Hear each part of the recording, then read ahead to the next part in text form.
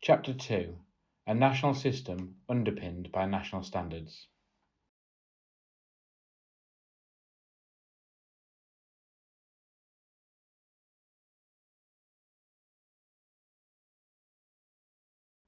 In the SEND and Alternative Provision Green Paper,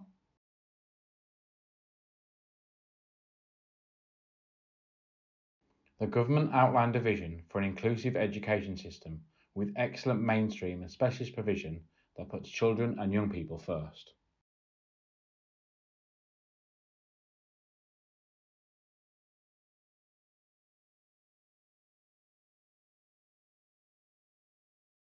Through the consultation, we heard that this approach was welcomed, but we needed to be clearer about what we meant by inclusion and what it would look like in practice.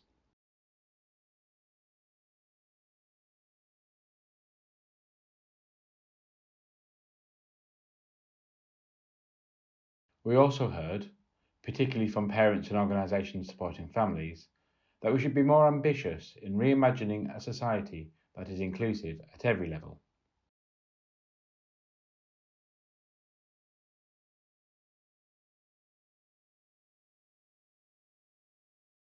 A society with cultures and environments that are designed to offer every child and young person the support they need to fulfil their potential.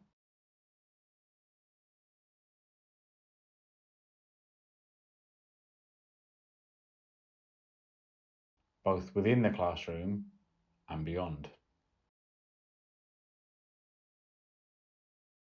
To deliver a national system underpinned by national standards.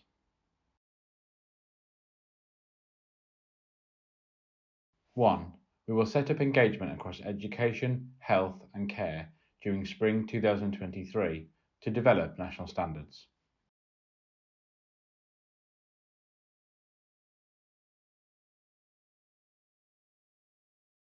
This will include parents, carers, children and young people, strategic leaders, frontline professionals, voluntary sector representatives.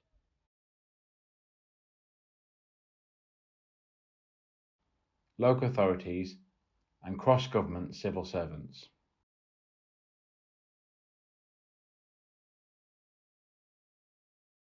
This will ensure we consider a wide range of perspectives, including those with expertise across a broad range of needs.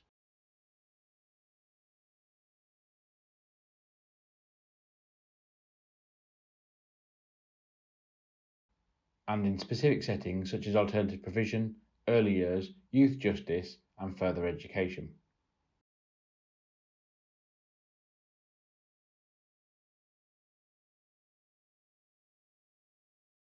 Two, by the end of 2023, we will start testing some elements of the national standards with regional expert partnerships.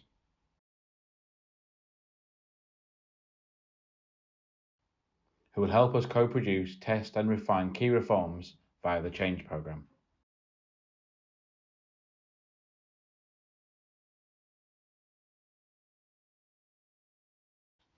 Three, we will publish by the end of 2025 a significant proportion of the national standards. With a focus on those that are most deliverable in the current system.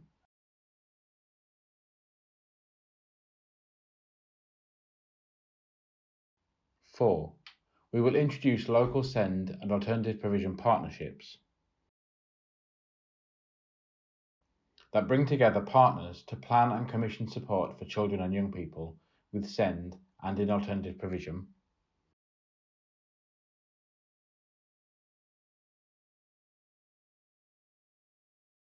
Meeting the national standards.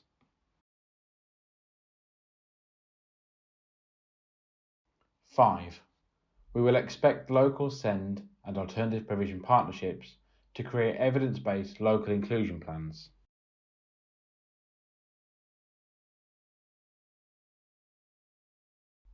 That will set out how the needs of children and young people in the local area will be met in line with national standards.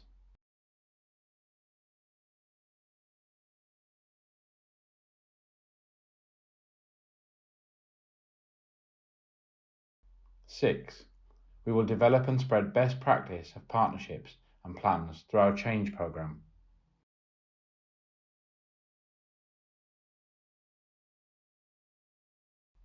Starting with the regional expert partnership areas from spring 2023.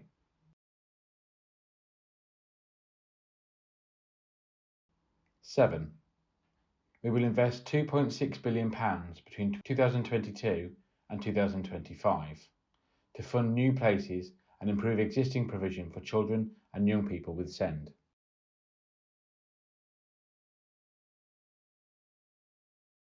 Or who require alternative provision.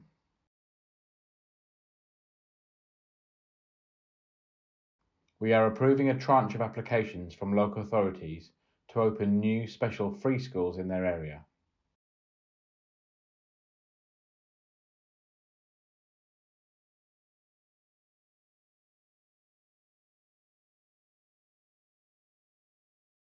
We will shortly launch competitions to seek high-quality proposer groups to run these schools.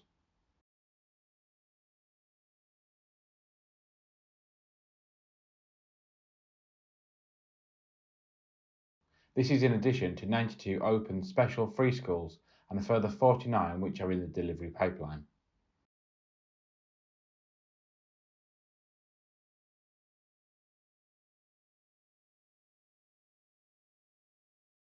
Eight, we will develop innovative approaches for short breaks for children, young people and their families.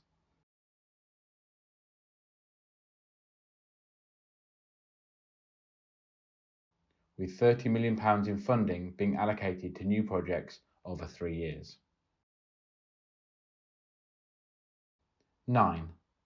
We will review social care legislation relating to disabled children so we can improve clarity for families about the support they are legally entitled to.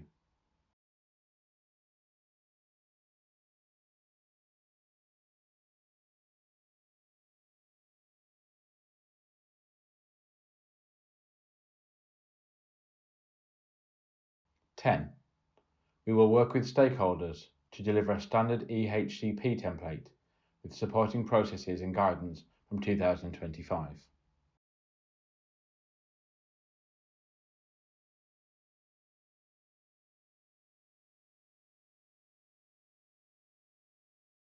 This will include testing the impact of a consistent approach to supporting local authority decision-making through the use of multi-agency panels.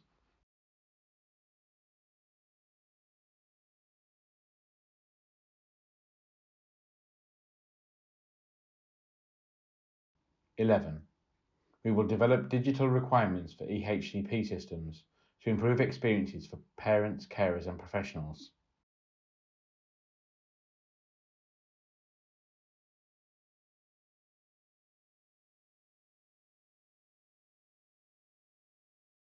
Reduce bureaucracy and improve our ability to monitor the health of the SEND system.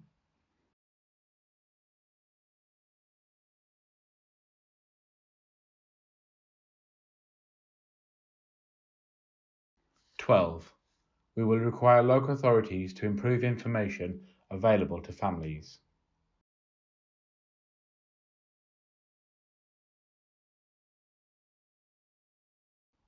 And provide a tailored list of suitable settings informed by the local inclusion plan.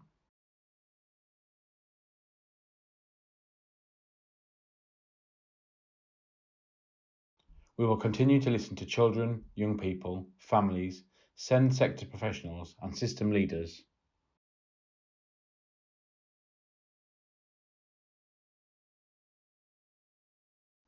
As we develop and test delivery options through the change programme.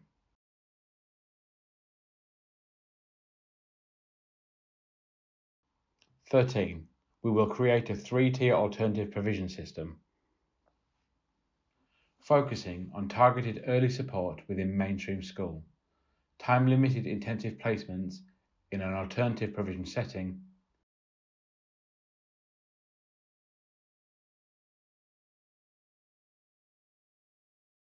and longer-term placements to support return to mainstream or a sustainable post-16 destination.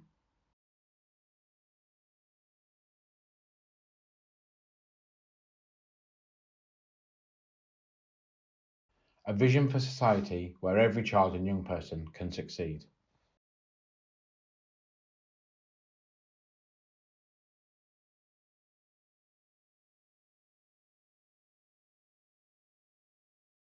A society that celebrates and affirms success.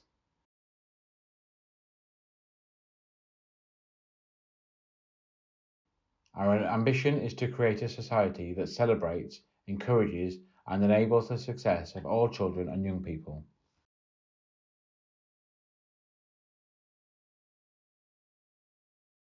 Including those with SEND or in alternative provision. A society where we hold high aspirations for all children and young people, recognising that although success looks different for everyone, it is no less worthy of celebration.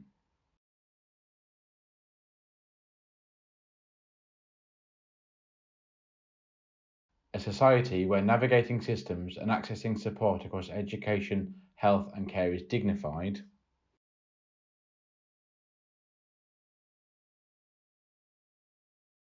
involves children and young people in decision making about their own support,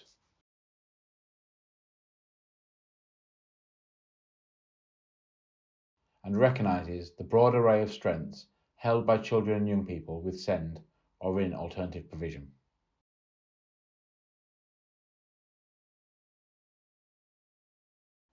This is a significant societal change.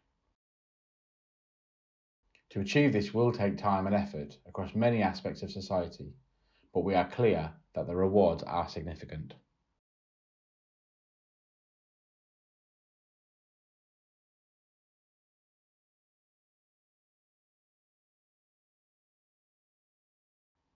An inclusive system where everyone can thrive.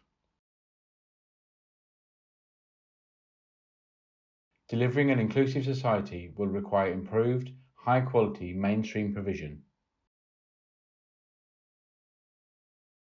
where children and young people have their needs identified early and can access prompt, evidence-based, targeted support.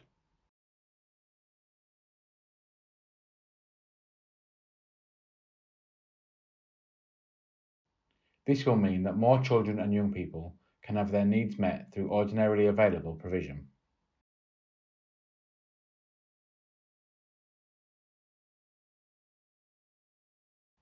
Without the need to rely on an EHCP to access the support they need.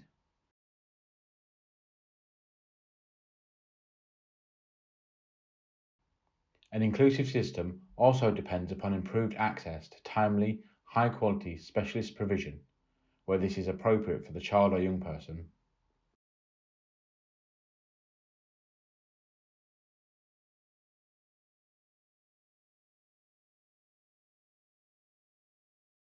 So that every child and young person has access to the resources, information, and opportunities that enable them to thrive and feel a strong sense of belonging.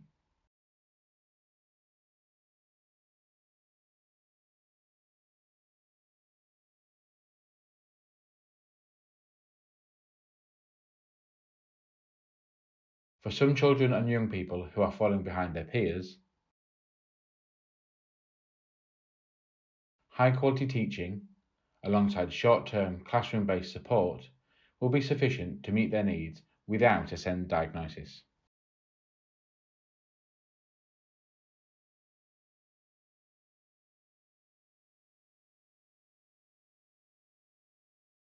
The school's white paper, published in March 2022, set clear expectations about what high quality and inclusive mainstream provision entails.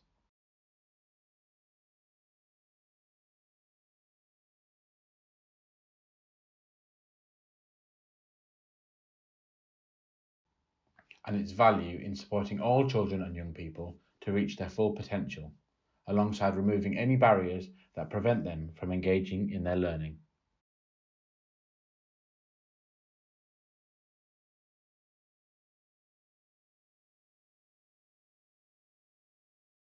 Across the 0 to 25 SEND system, such provision involves fair access, effective central leadership teams, high aspirations for every child and young person,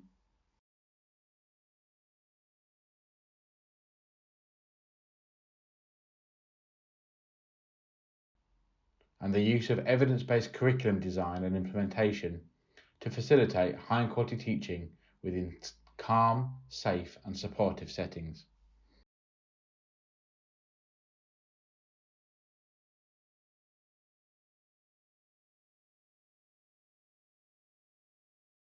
We are continuing this approach and building on the reforms set out in the school's white paper.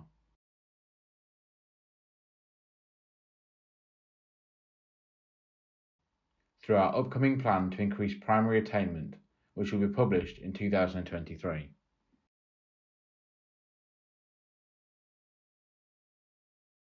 In a 0 to 25 SEND system, we recognise the important role of the early years sector in the early identification of needs.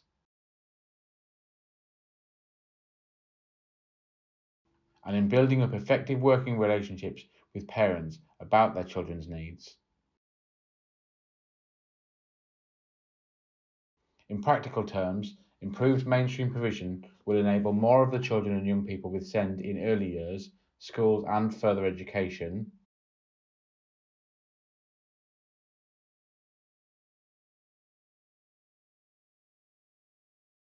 to fully participate within mainstream settings and receive the additional support they need through ordinarily available provision.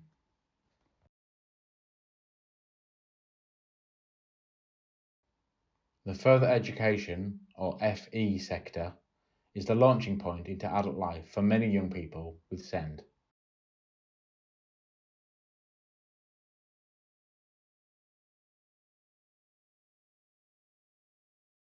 Staff in FE settings play a crucial role in making sure that young people are prepared for adulthood and supported to transition to their next stage.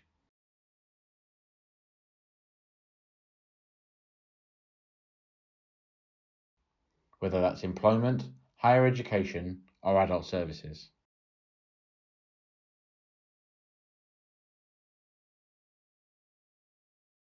Children and young people with SEND and in alternative provision will receive the adaptations and support they need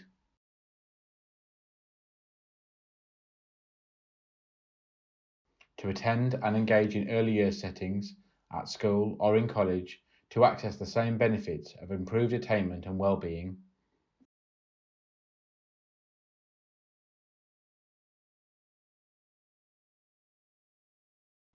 as those who do not face the same barriers to education.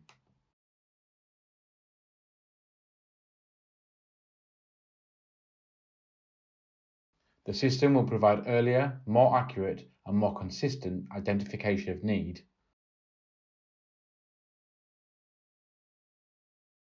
targeted support to address those needs, and timely access to specialist services and support.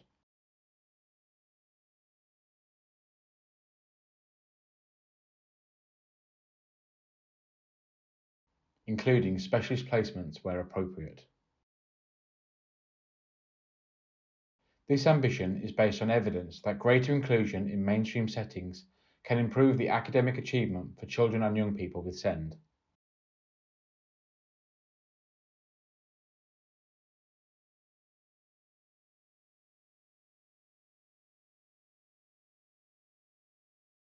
And has neutral or small positive effects on the outcomes of those without SEND.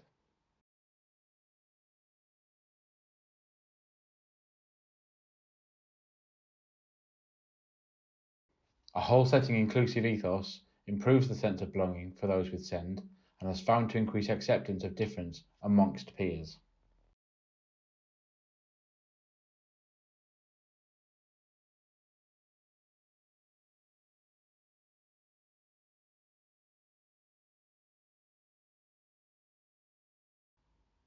Case study, King Egbert School, Sheffield.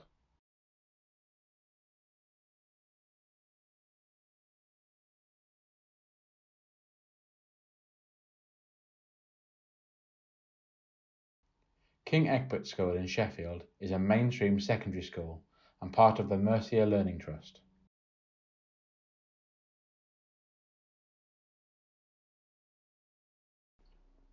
The school aims to be warm, welcoming and inclusive in all senses of the word, including for its pupils with SEND.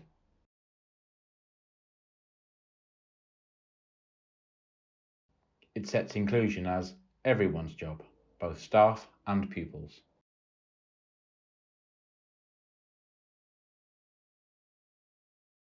The school has high expectations for all pupils and strives to ensure that all reach their potential.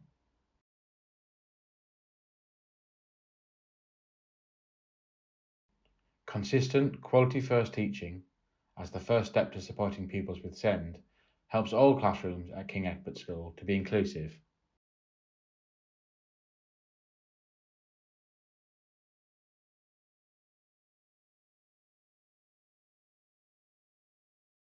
And the current Continuous Professional Development Programme for staff is focused on this. The percentage of pupils at the school with EHCPs is higher than the national average for state-funded mainstream secondary schools.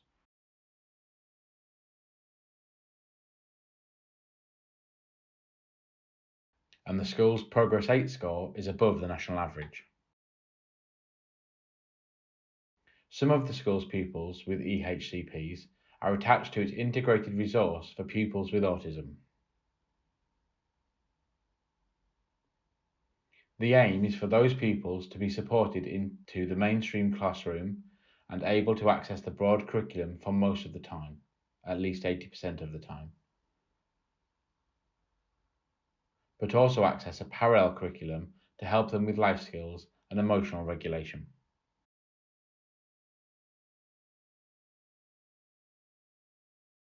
Tom, in the integrated resource, who is going to sit 9 GCSEs this summer and plans to go on to sixth form to study A-levels, said,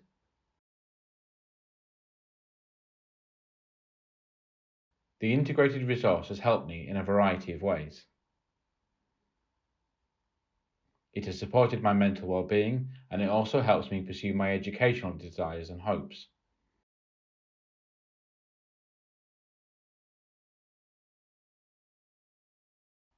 The resource is a great place for students like me, and I'm glad I've been able to access it."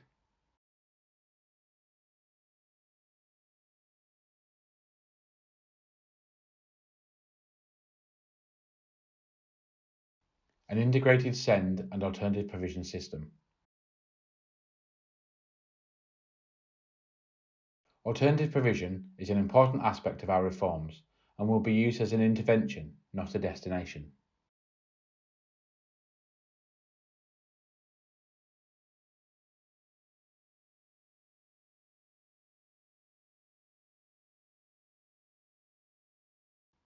High-quality alternative provision, including for social, emotional, and mental health needs,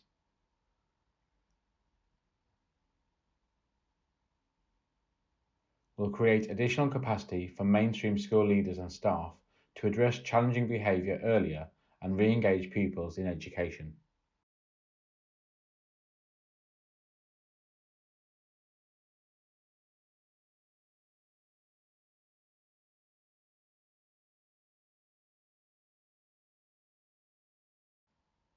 Interventions will be based on a 3-tier model with a focus on targeted support whilst children are in mainstream school.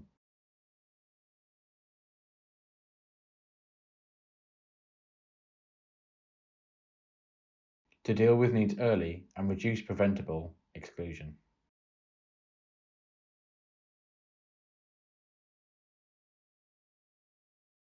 Time-limited or transitional placements into an alternative provision setting will provide more intensive intervention or longer-term support where it is needed.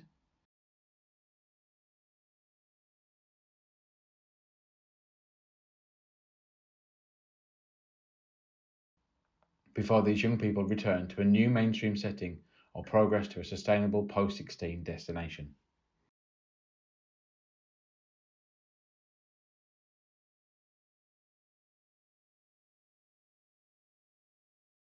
A supportive system for children and families.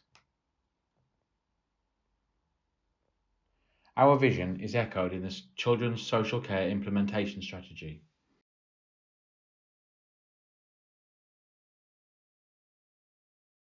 which envisages that every child and family who need it will have access to high-quality help no matter where they live.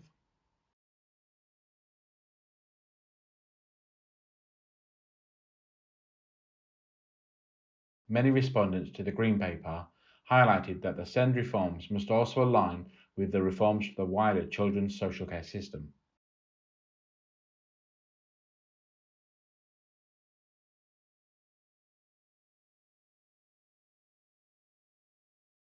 And share a focus on providing help to families early and at the right time.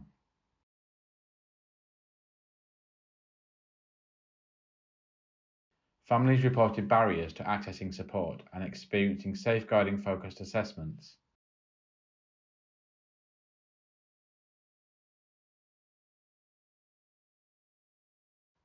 Which made them feel criticised and undermined.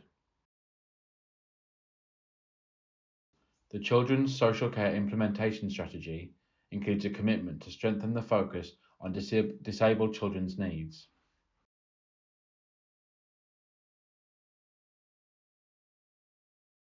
In the statutory guidance, working together to safeguard children. The proposed update to this guidance will also focus on the role of education settings.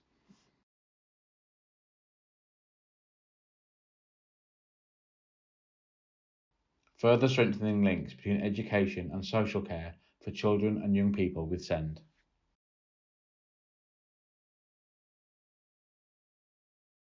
Although some families with disabled children are fully supported by universal services,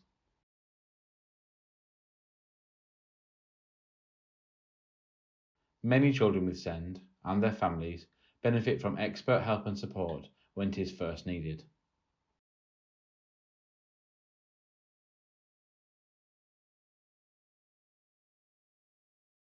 For help to be effective, it must be offered without stigma or criticism, in recognition of the fact that parenting a disabled child can be challenging.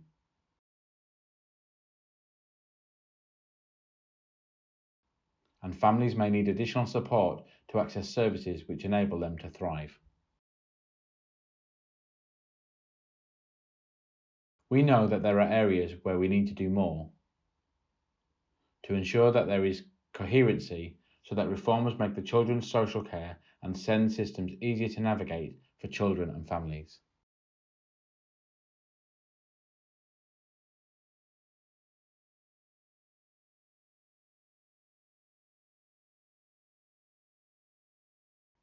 We will work with all partners in the system, including children, young people and their families, and across government,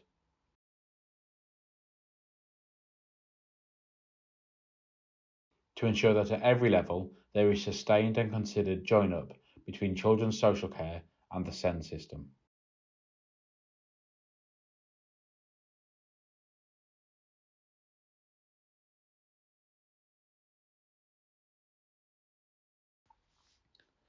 National SEND and Alternative Provision Standards.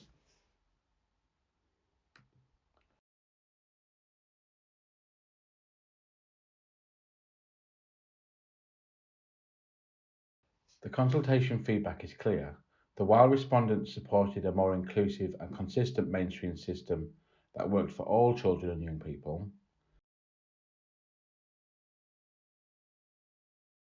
with a dedicated role for alternative provision,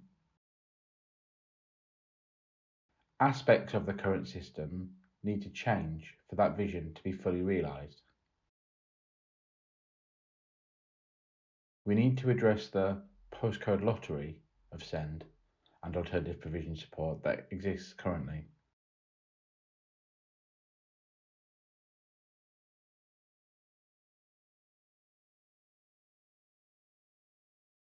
Children, young people and their families do not know what to reasonably expect. Settings are ill-equipped to support needs, and needs are identified late or incorrectly.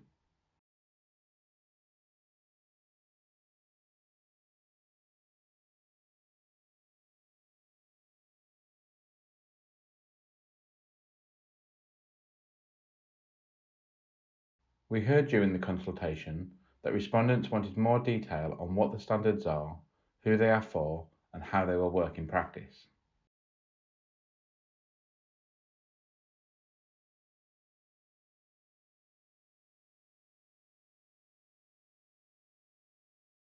This included greater clarity on what should be ordinarily available in every nursery, school and college, as well as from health and social care.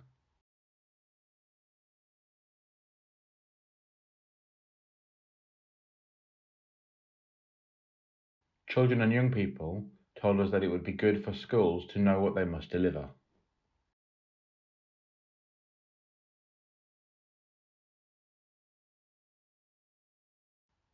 We have used this feedback to develop the next layer of detail for the National SEND and Alternative Provision Standards, or National Standards.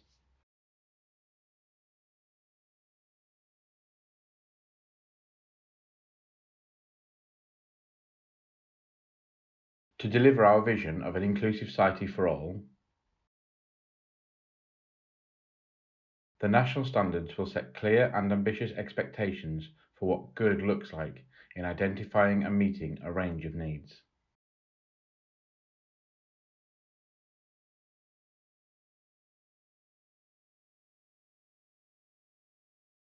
They will provide clarity for children, young people and their families,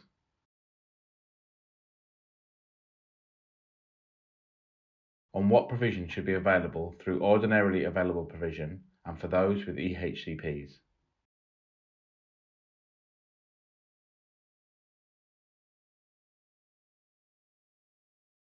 National standards will clarify what good, evidence-based provision looks like, who is responsible for securing it, and from which budgets.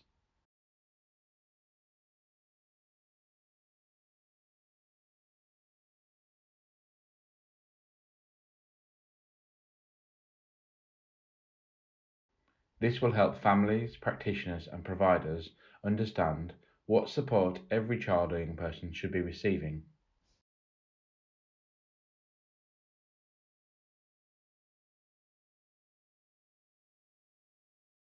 From early years through to further education, no matter where they live or what their needs are.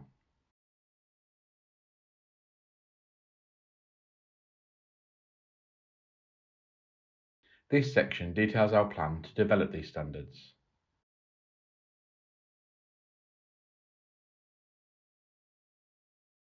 Including how we will work with partners in the system, such as children, young people and their families,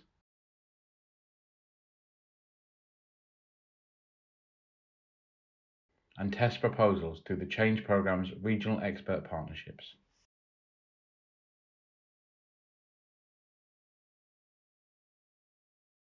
The national standards will set out what provision system leaders, such as multi-academy trust leaders, governing bodies, head teachers,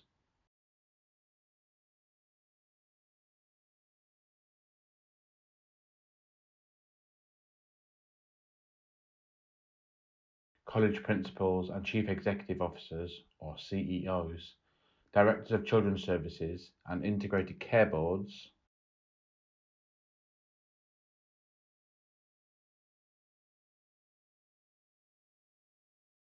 need to make available for all children with SEND in every local area, nursery, school and college.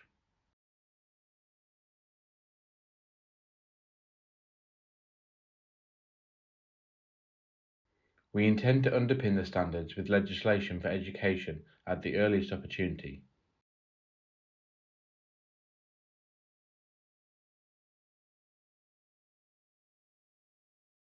To facilitate intervention in education settings if standards are not met.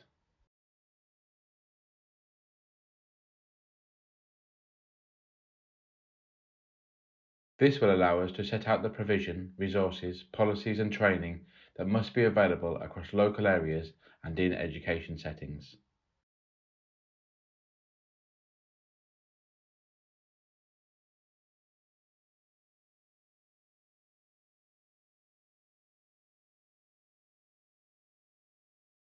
As we develop the standards, we will undertake new work to consider how to design accountability mechanisms to ensure the government's expectations are met.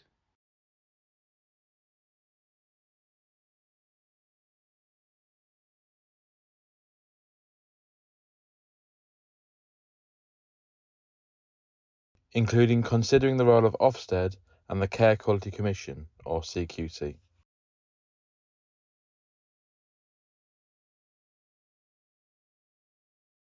When national standards are delivered, this will mean every child and young person will have access to consistently high quality and evidence-led support.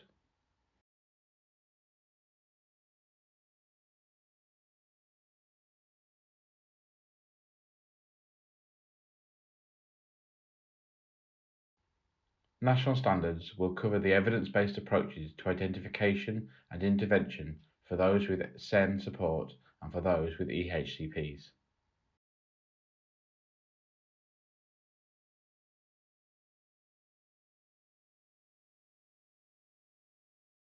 For example, standards will set out how nurseries, schools and colleges must adapt the physical and sensory environment of the setting,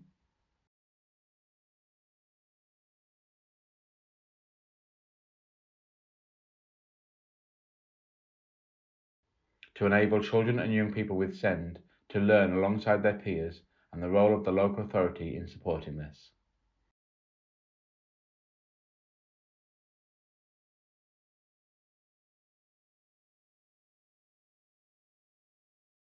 This will build on existing best practice, such as Portsmouth City Council's ordinarily available provision.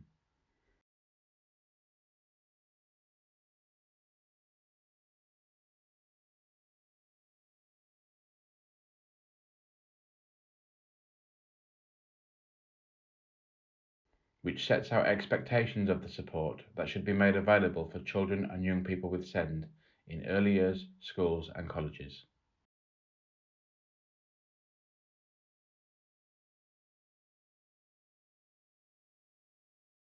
This will help children, young people and their families understand what support they can expect to receive.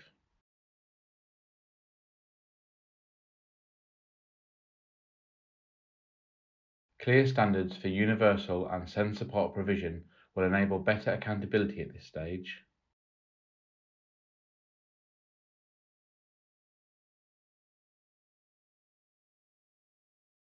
Whilst ensuring that those who need it receive high quality specialist support. This will help children, young people and their families understand what support they can expect to receive.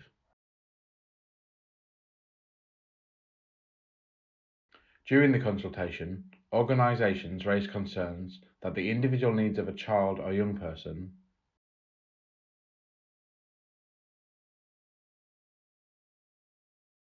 could be overlooked in the move towards a single national system. National standards will help ensure every child and young person, regardless of where they live, receives consistent, high-quality support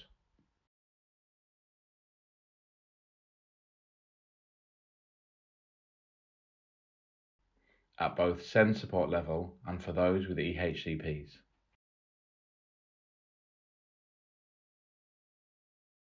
We recognise that every child or young person with SEND or in alternative provision will have unique needs.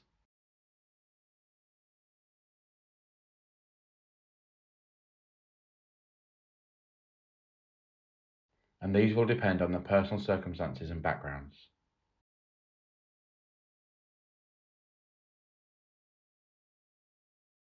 We are committed to working closely with children, young people and their families when writing the national standards, to find a balance between national consistency and individual needs.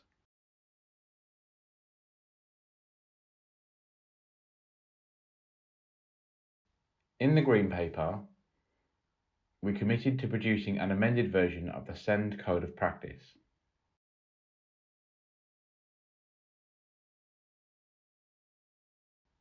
We will ensure the national standards and amended SEND Code of Practice support one another.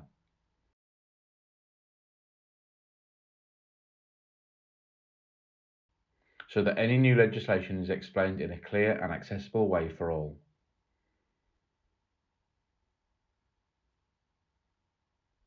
We will consult on an amended version of the SEND Code of Practice and work with individuals and organisations across the system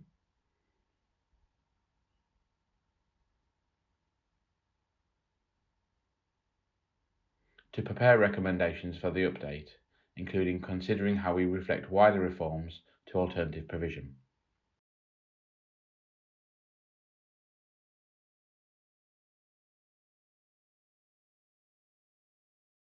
to equip frontline professionals, such as teachers and early years practitioners, with the skills and expertise to make best use of provision,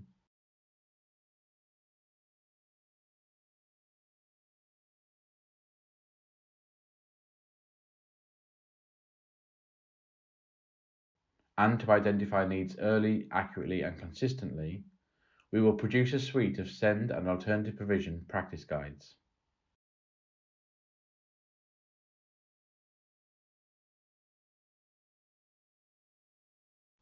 We have set out our plans to develop practice guides in Chapter 4 as part of our commitment to build SEND skills and knowledge.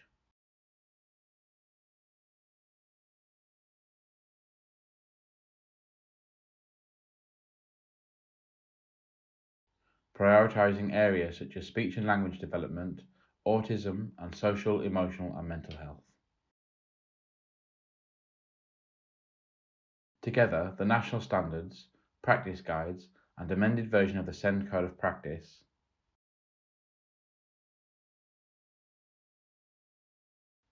will set clear and consistent expectations for what should be ordinarily available for all children, young people, and their families.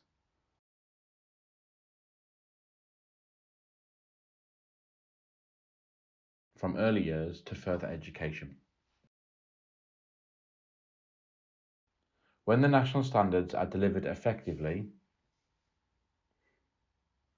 every leader will be brought into a shared vision for how needs should be identified and supported, whether at the universal, targeted, or specialist level.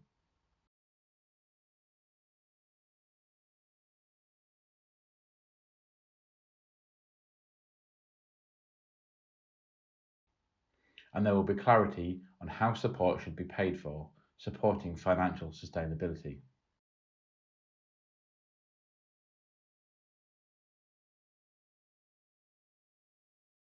This will include a clear role for alternative provision across 3 tiers of support.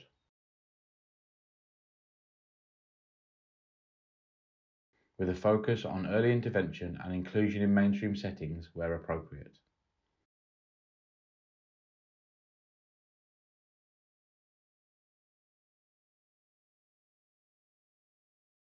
Parents, carers, and families will have clarity on the roles of individual system leaders and the standards they must meet.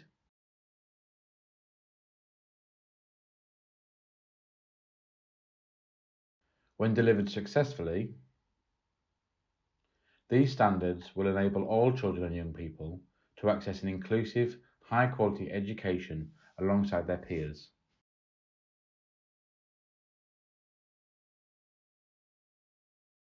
And will prepare them for happy, healthy, and productive adulthoods.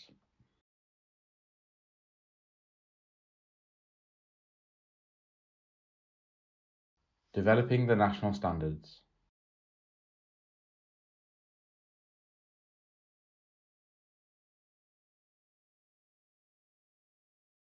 Throughout the consultation, we heard from a number of respondents about the importance of co-production in developing and delivering the Green Paper proposals.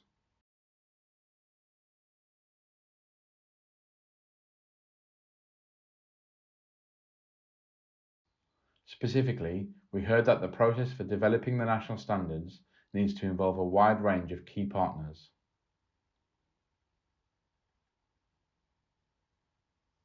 including children, young people, and families.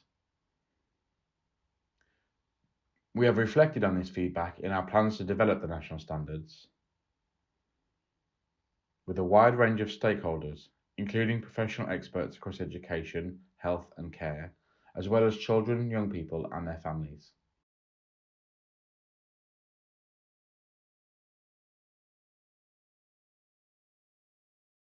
We will involve these partners at the earliest opportunity, with a focus on understanding the views of children, young people, and their families.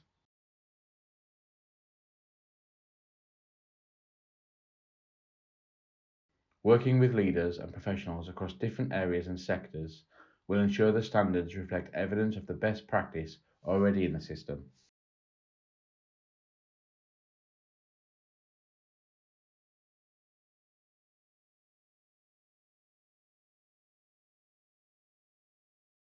the unique needs of early years and further education settings, as well as the impact of these reforms.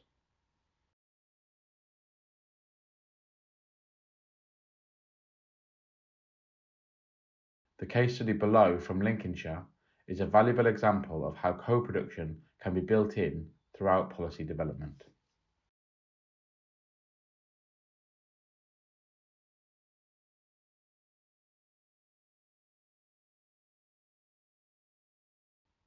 Case study: Lincolnshire Young Voices.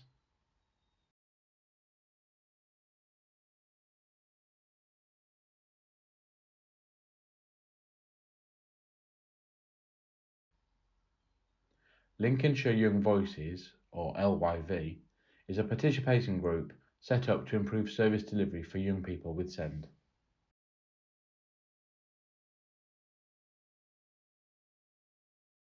The group's members are young people with SEND in the area who bring their voices and experiences to the forefront of their work.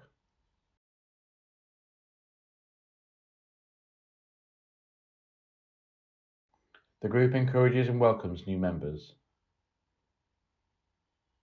and is funded and supported by Lincolnshire County Council and Lincolnshire Integrated Care Board.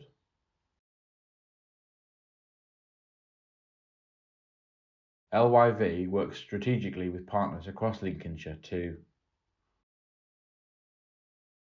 1. Research and improve issues young people with SEND face in the community.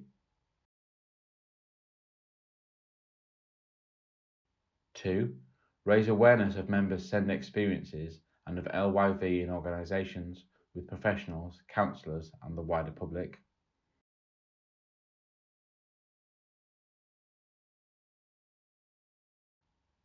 And 3. Inspire young people with SEND to have a voice. In 2022, LYV developed an online learning resource called A Rough Guide to Not Putting Your Foot in It.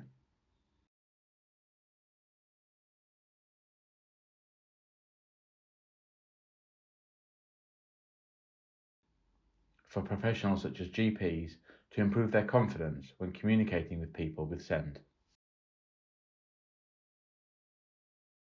The group led the project, including drafting the course content and recording the video scripts.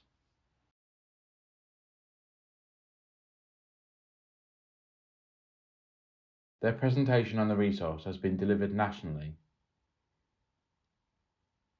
and LYV have been asked to support other areas around the country in developing similar resources and participation groups.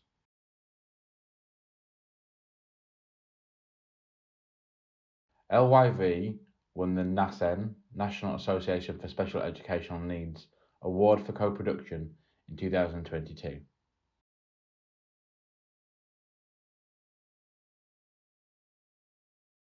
During spring 2023, we will set up a steering group of cross-sector representatives to oversee the development of standards.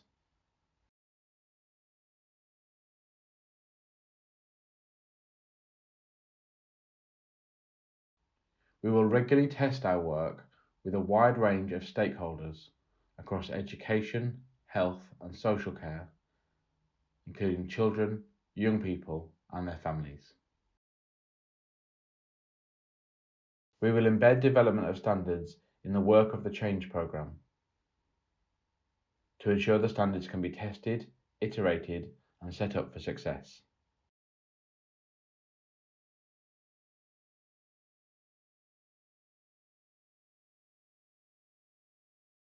We will also build on the findings from the Alternative Provision Specialist Task Force, or APST, pilot to reflect existing best practice.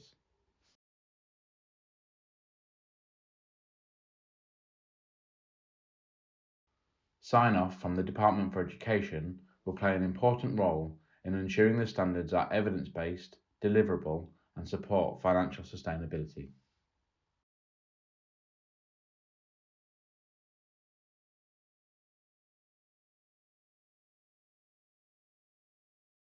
We know that it will take time to develop a complete set of standards and to set the system up to implement these successfully.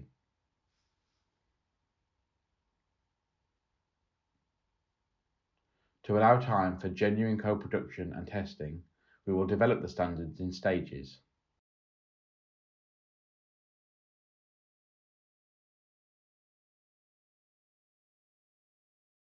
One, during spring 2023, we will establish the National Standards Steering Group and identify experts to begin developing the content of the standards.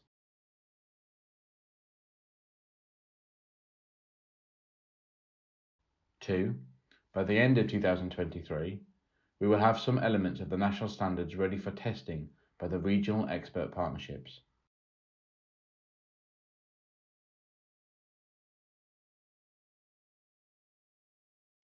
3, by the end of 2025, we will publish a significant proportion of the national standards, with a focus on those that are most deliverable in the current system.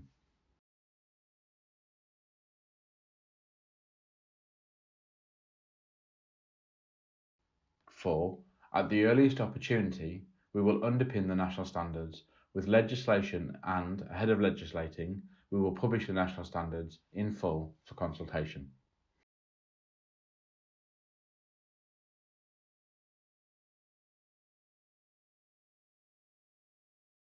Throughout this process, we will use the best available evidence on what works to support a range of needs.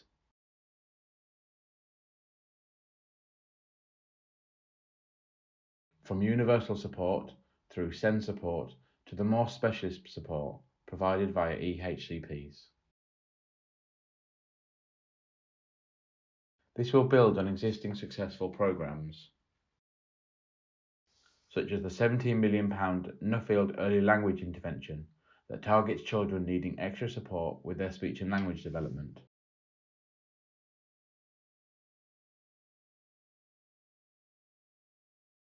And is proven to help them make around 3 months of additional progress.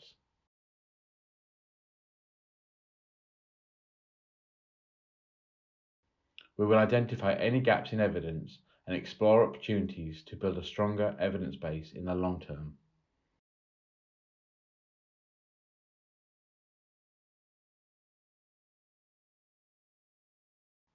Including commissioning new research as necessary. Publishing the national standards will signal the government's expectations of what high quality and evidence-based support should be available across universal, targeted and specialist support. In turn, this should shape commissioning behaviour at a local area and whole school or college level.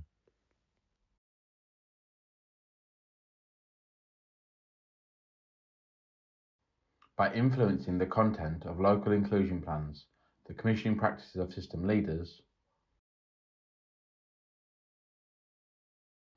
and the support that individual children and young people receive.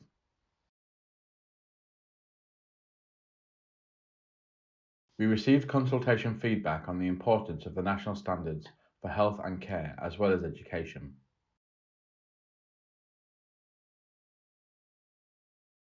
The Department for Education, the Department of Health and Social Care, and NHS England have agreed to engage health and social care bodies at set points and on specific standards.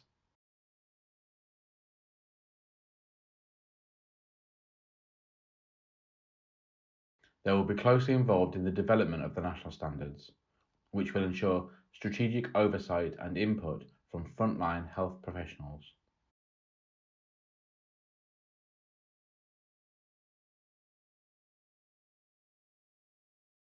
We will develop national standards that recognise the role of health and social care and the interdependencies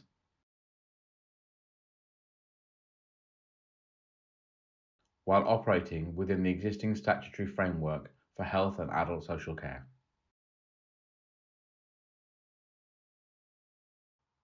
In parallel to these reforms to the SEND and alternative provision system, the government is also delivering an ambitious plan for reform of children's social care.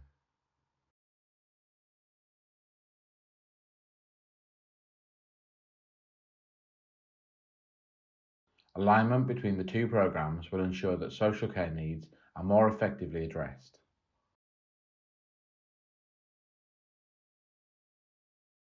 Government is taking forward the recommendation of the Independent Review of Children's Social Care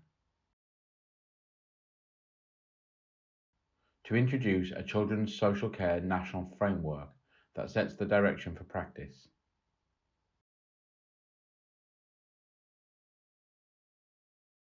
And is supported by practice guides that bring together evidence-based advice and information.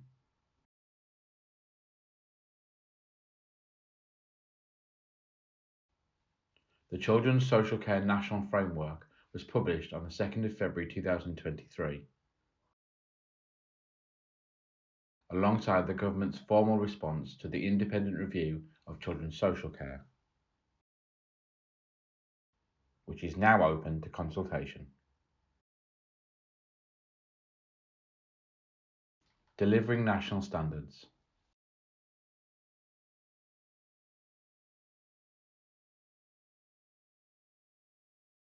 We heard that delivering the national standards in practice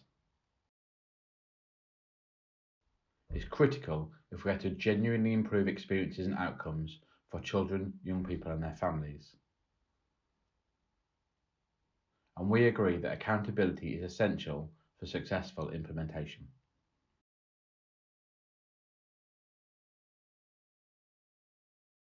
Others told us that the standards need to strike a balance between supporting and challenging the system if they are to deliver real culture change.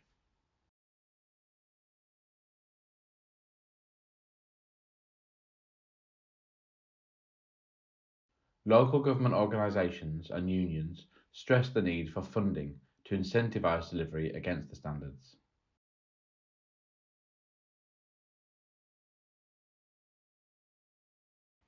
They also highlighted that improving skills and capacity across the workforce is vital to delivering the right provision for children and young people.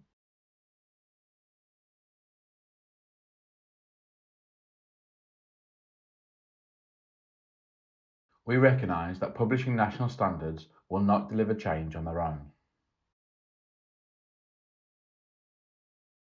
Standards will only be translated into reality through efficient funding, effective accountability, and an appropriately resourced and skilled workforce.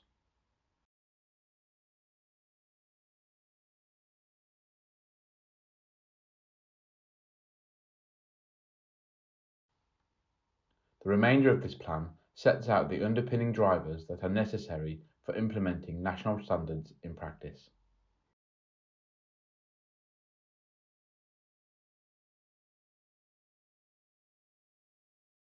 We know that such large-scale change across education, health and care will take time as we test and refine key proposals.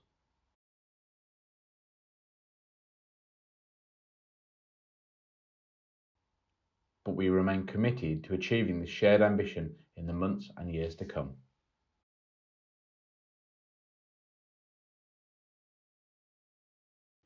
Local SEND and alternative provision partnerships and local inclusion plans.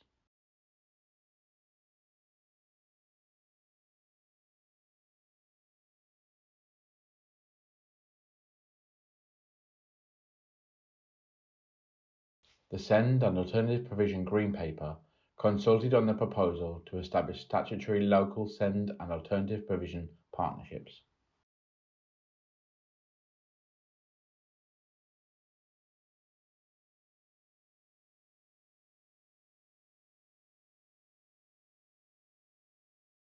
These partnerships would bring together partners across education, health, including mental health, and care,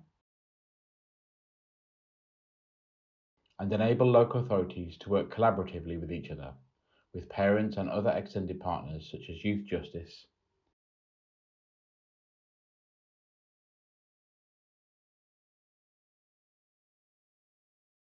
to meet their statutory responsibilities for children and young people with SEND and those who need alternative provision.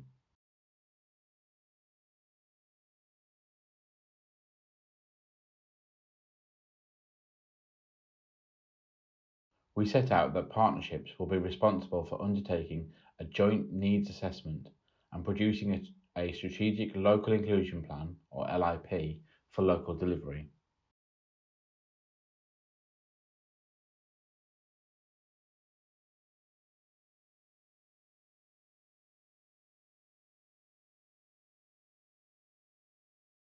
including setting out the provision and services that should be commissioned in line with the national standards.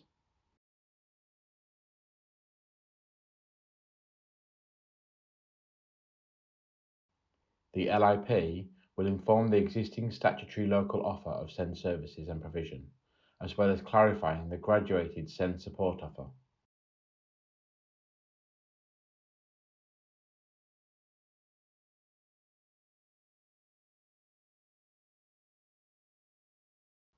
So parents and practitioners can clearly see what they can expect in their area.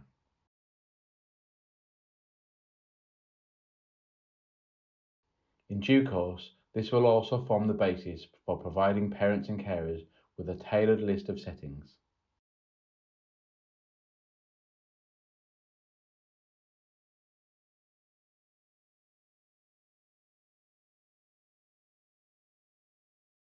Throughout the consultation, we heard broad support for these proposals.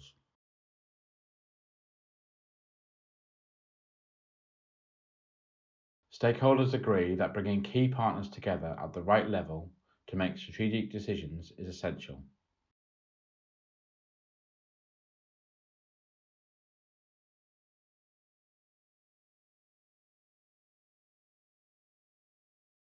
Whilst there are excellent examples of effective partnership working in some areas currently, it is not happening consistently across the system.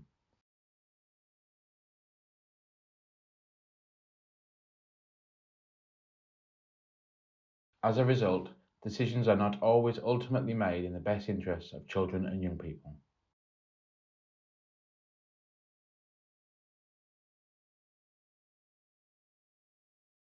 We also heard that the views of parents, carers, children and young people are vital in successful partnerships.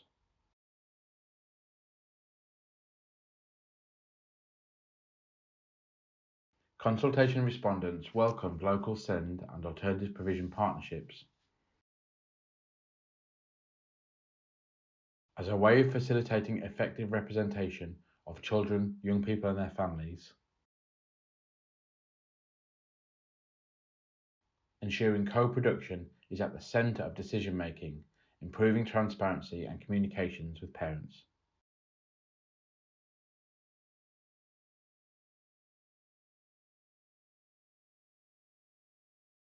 We also heard the importance of structures to facilitate regional collaboration, particularly for post-16.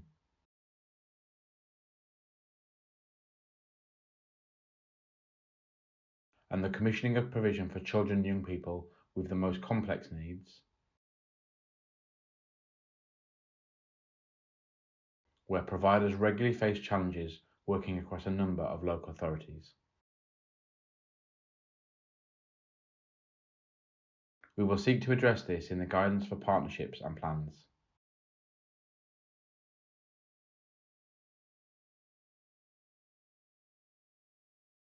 Many consultation responses highlighted how the need for specialist provision exceeds the available places because the system is not managed well enough.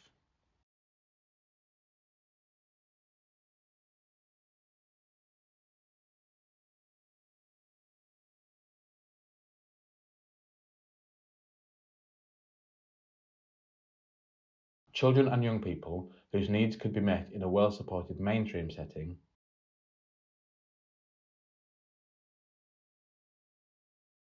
are instead in special schools or alternative provision.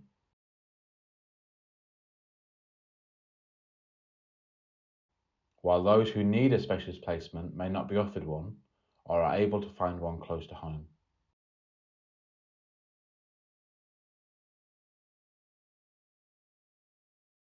Children and young people with particularly complex SEN and disabilities often have to be placed a considerable distance from their families and community.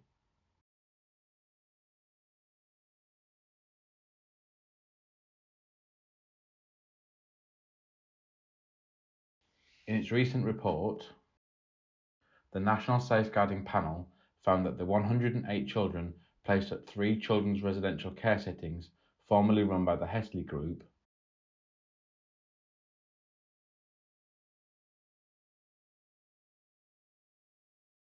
were placed an average of 95 miles from home. A strong LIP, grounded in an evidence-based understanding of the services and placements which children and young people will need in the future,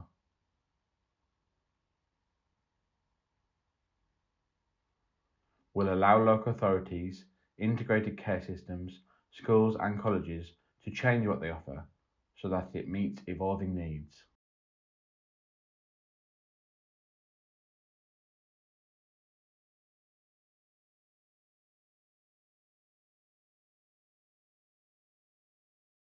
We want to amplify best practice and support areas to maximise effective partnership working. To achieve this, we are planning to approach delivery in 3 phases across financial years 2023 to 2025 and beyond.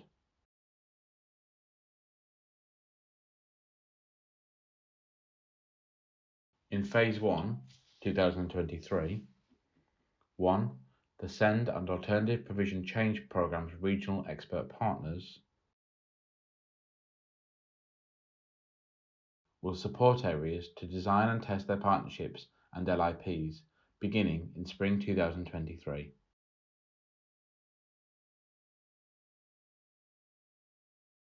2. Non-statutory guidance will be issued in autumn 2023, outlining the full detail of the expectations for local SEND and alternative provision partnerships, including clear roles and responsibilities for the partnership collectively and the partners individually.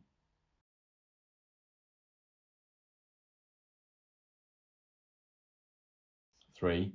Guidance will set out the requirements for LIPs, including the requirements for co-production with children and their families.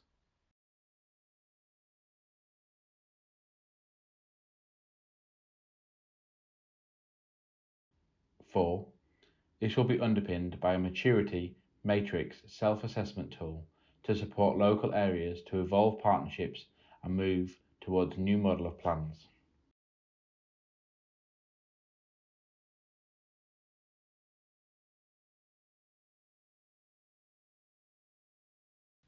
In Phase 2, 2024, 1. The SEND and Alternative Provision Change Programme's regional task force teams would target support to areas most in need or least mature to develop their partnership structures and develop LIPs.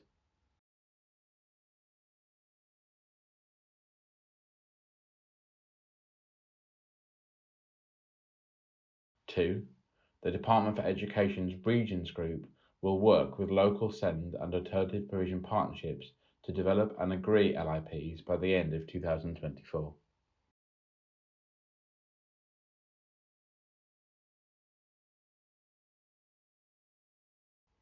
In Phase 3, from 2025 onwards, we will 1. Seek to introduce primary legislation at the next available opportunity to put partnerships on a statutory footing and mandate collaborative working.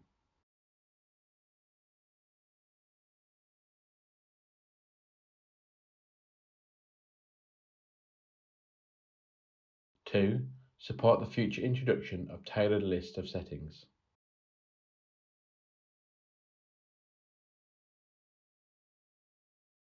3. Continue to work with Ofsted to make sure framework reflects updated arrangements.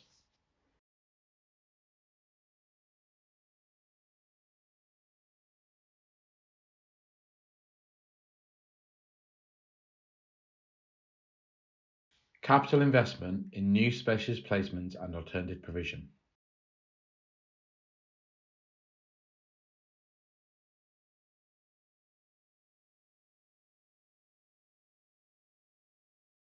Many respondents reported that the need for specialist provision exceeds the available places.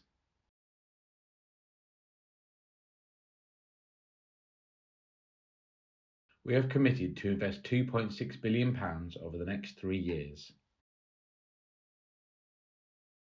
to deliver new places and improve existing provision for children and young people with SEND aged between 0 and 25.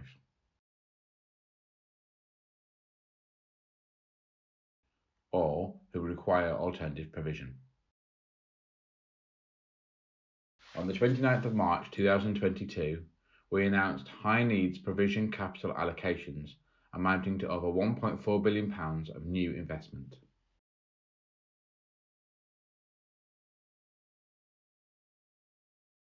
This funding will support local authorities to deliver new places across the 0 to 25 system for academic years 2023 to 2024 and 2024 to 2025.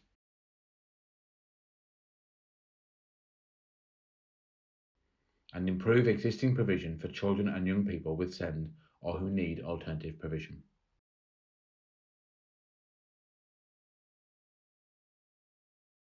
On the 10th of June 2022, we published our How to Apply guidance for the latest special and alternative provision free school application waves.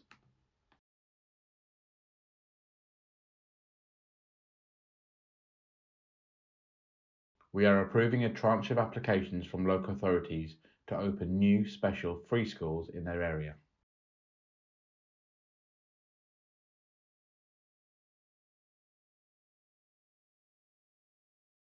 We will shortly launch competitions to seek high-quality proposer groups to run these schools.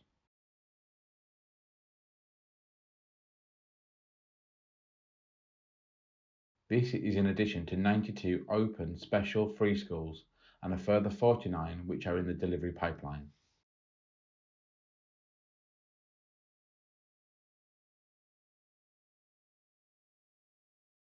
Applications for partnerships to open new alternative provision free schools closed on the 17th of February 2023. We are currently in the process of assessing those applications and we expect to announce the outcome of both application waves in autumn 2023.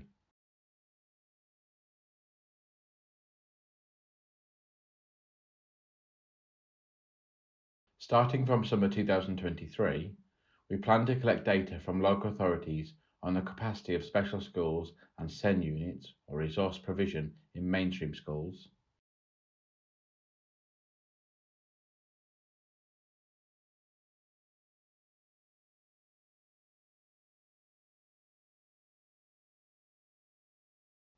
as well as forecasts of the numbers of specialist placements local authorities expect to make.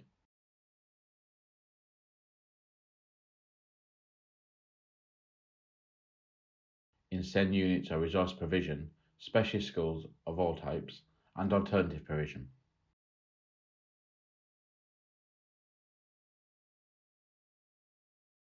We expect this to be an annual data collection forming part of the existing School Capacity Survey or SCAP.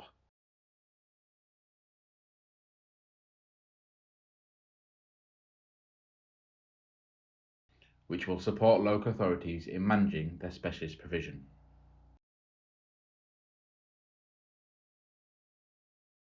We will explore options for improving and broadening the data we collect in future years.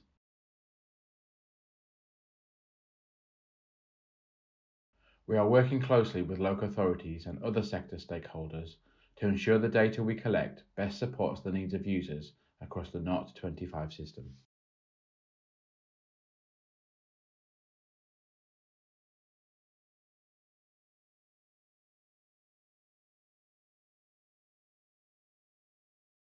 Guidance on completing the SCAP survey, including tools to support local authorities in assessing the capacity of special schools, will be published in the spring.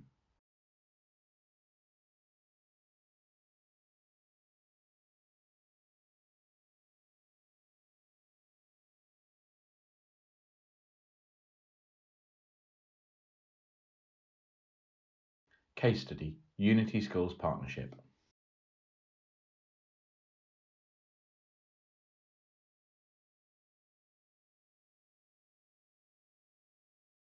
Unity Schools Partnership is a multi-academy trust, or MAT, consisting of primary, middle, secondary and special schools in Suffolk, on the Essex and Cambridgeshire borders and in East London.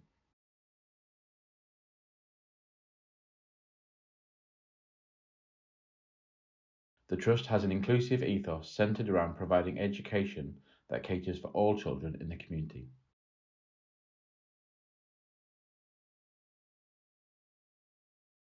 There are 3 tiers of SEND support within the Trust: special schools, high quality inclusive teaching in mainstream schools, and specialist units at mainstream schools.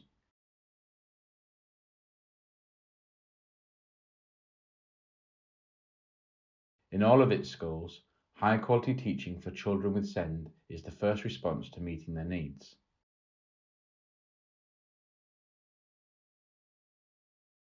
And the SENCO ensures teaching staff have guidance and support. Unity Schools Partnership schools have high aspirations of and expectations for all learners, aiming to enable all pupils to take part in lessons effectively and participate fully in school life. Looking at its more specialist provision, specialist units were opened in 5 schools in the Trust in September 2020.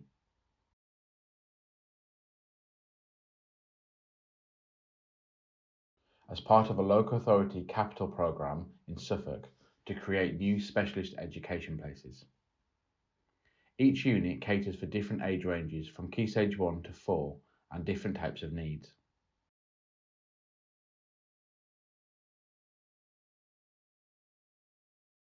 The specialist units allow children and young people to be part of a dedicated class which supports their individual needs, while also having access to the mainstream school community. For example, the Arch at Castle Manor Academy.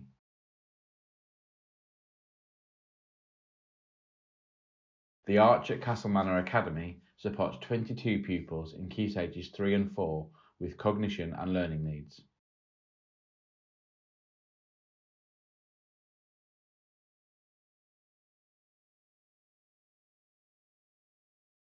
Pupils follow a personalised curriculum and integrate within the mainstream setting at a level that is appropriate to their needs.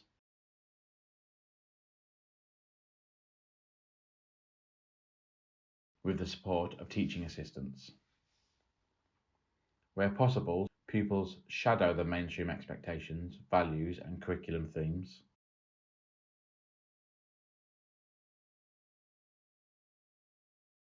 So they can participate with the wider school when they are ready. Pupils in the Arch take part in a wide range of curriculum and extracurricular activities.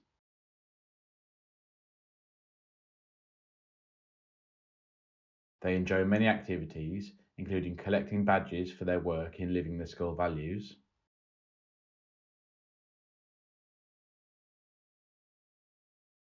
school trips with their peers, and all play a musical instrument.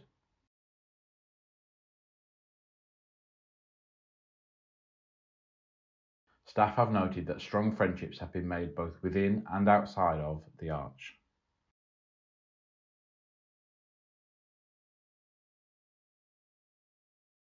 Specialist post-16 provision.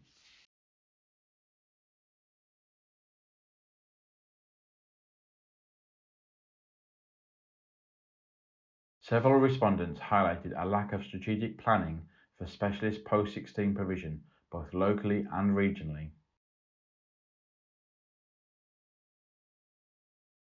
Which they felt led to missed opportunities to make the most of such provision, particularly for young people with complex needs.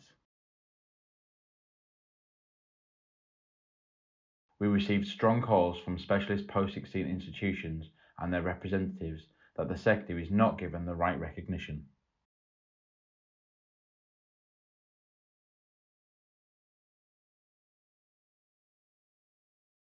Too often this provision is considered as sitting outside rather than an integral part of the further education sector. We propose to work with the sector to review the way the Department for Education defines and manages specialist further education,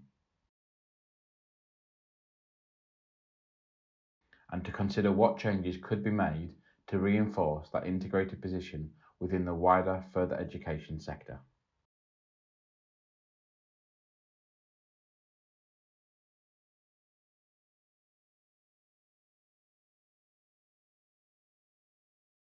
Wraparound support for families.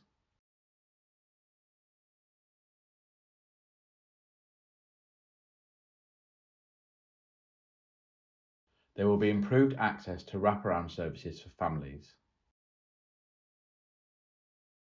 and more timely access to specialist support from health and social care partners where a child or young person requires this.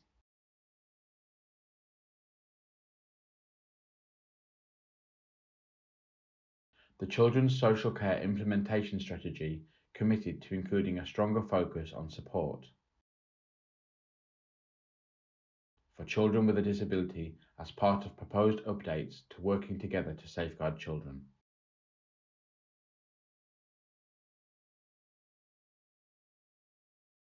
Through the rollout of family hubs, we are seeking to improve access to a range of services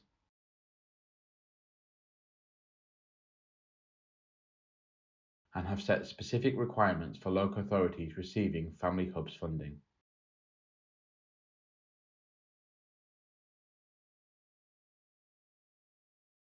Around helping families who have children with SEND. Short Breaks Innovation Fund. Short breaks provide children, young people and their families with opportunities to enjoy extracurricular activities, respite,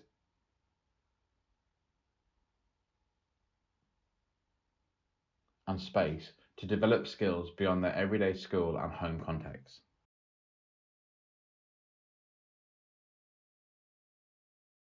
They aim to strengthen student resilience and family capacity.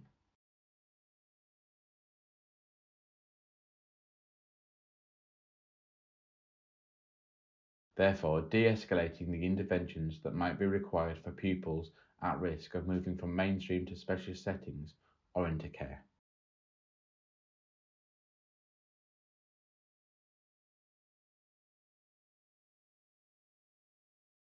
The Green Paper committed £30 million to the Short Breaks Innovation Fund to develop national policy for short breaks.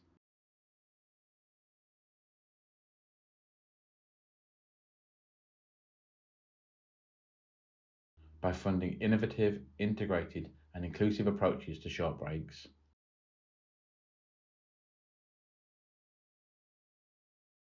to address the concern that the policy is underdeveloped and inconsistently applied.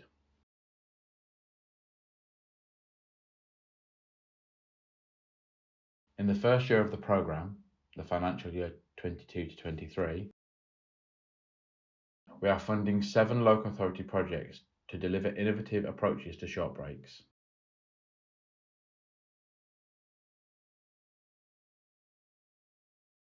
In addition to their normal provision across the 0 to 25 age range. For year 2 of the programme, we have taken on board feedback that bids should be co-produced with families.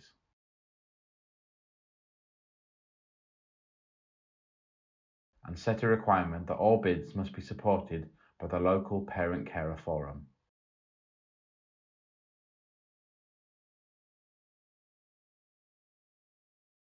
£10 million is available for grants of up to £1 million to 10 to 15 local authorities for year 2.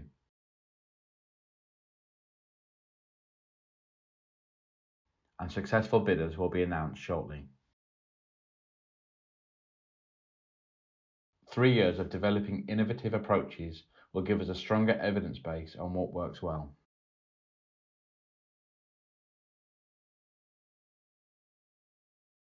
As part of our reforms to children's social care, we will ensure that we draw on the innovative and inclusive approaches emerging from the Short Breaks Innovation Fund to influence our own approach to structural reform and service design.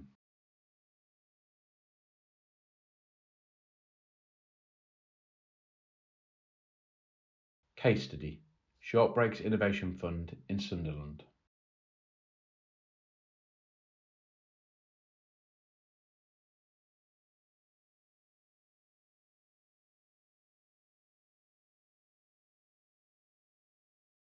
Sunderland City Council is one of the local authorities taking part in the Short Breaks Innovation Fund programme. One of its offers is Breathing Space, a whole family model of short breaks both after school and during school holidays.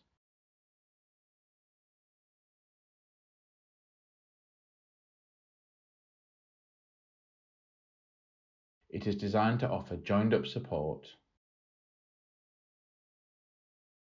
and create positive opportunities for families with children who have social, emotional, or mental health needs or autism and who are at risk of suspension or permanent exclusion from school. The aim is to improve behaviour over the longer term and to improve and/or maintain children's attendance at school. Breathing Space has different hubs, including 1. A family hub centre, which delivers specialist emotional support sessions for children.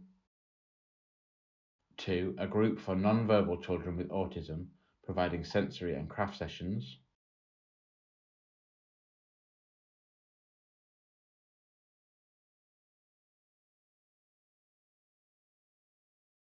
3.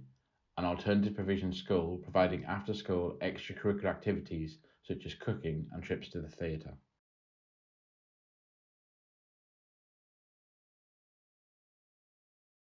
Overall, the Breathing Space short breaks provision has helped with 1. An improvement in pupils' attendance. 2. An improvement in pupils' behaviour in school linked to improved attitudes to learning. And 3. A decrease in suspensions.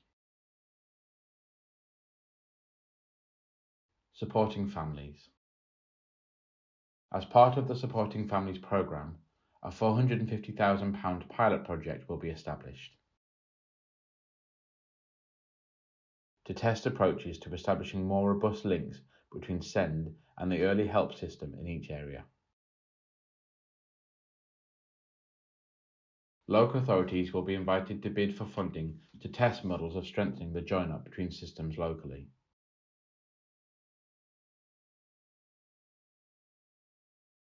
This could include, for example, ensuring that any family whose child is undergoing an EHC assessment is offered an early help conversation,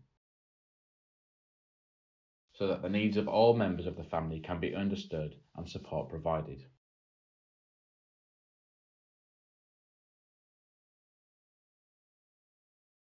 Some areas may also develop projects to increase the involvement of school staff, who already know and understand children with SEND in their settings, to lead on or contribute to early help assessments, ensuring that families with children with SEND are identified and offered support.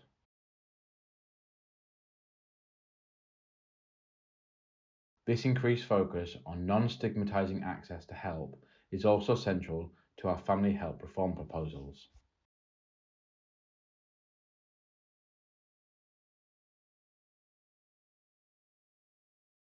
Which will improve the experience and outcomes for disabled children and their families.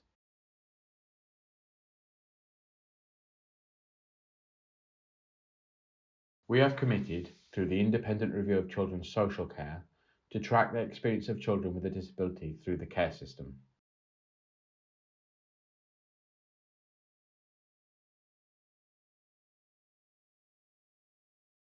And will incorporate a strong focus on specific support for children with a disability and their families in our Pathfinder testing.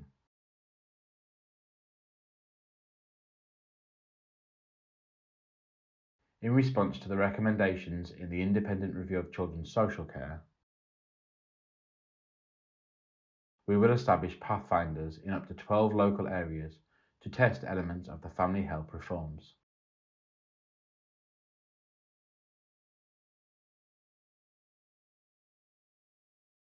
The support and protection pathfinders will help us effectively deliver reforms around eligibility for family help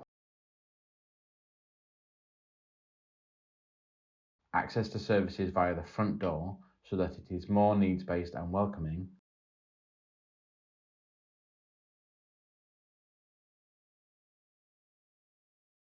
the Family Help Workforce working with families in need under Section 17 of the Children's Act 1989.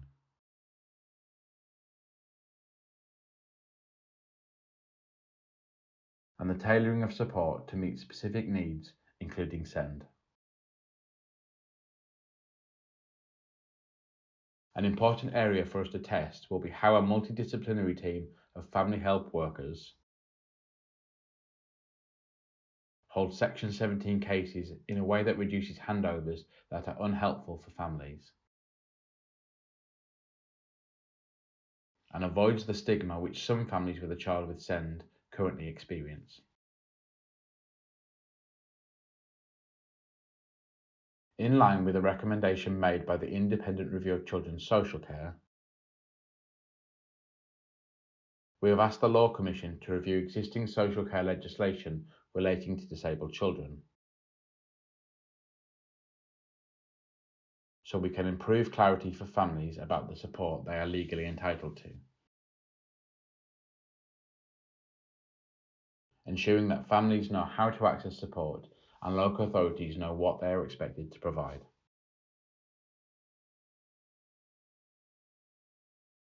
We will convene a joint Children's Social Care SEND roundtable discussion on disability this year to work with sector experts to make these commitments a reality.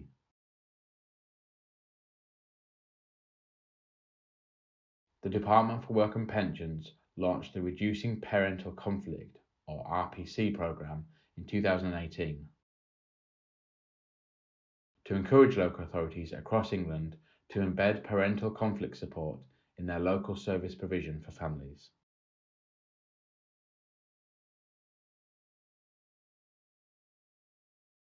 Up to £19 million is available to local authorities to progress this work during this spending review.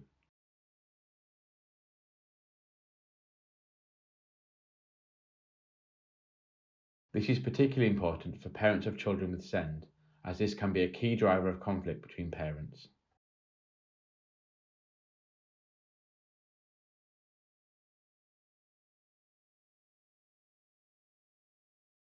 A reformed, nationally consistent EHCP process.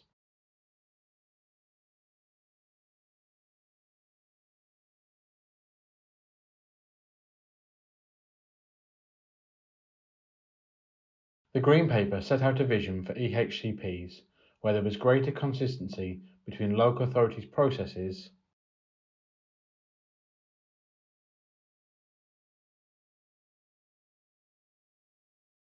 to ensure that those who need more specialist support can get it faster and in a more joined up way.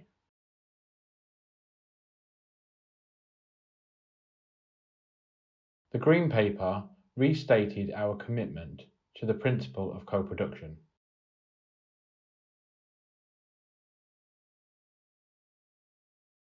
That children, young people and their families and services work together as equal partners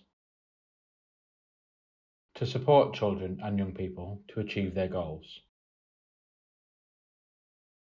To improve the experience and quality of these plans, we propose to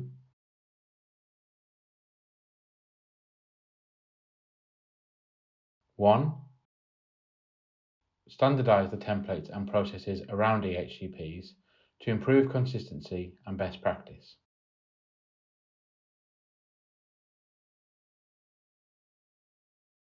Improving experiences for families and children and young people seeking plans.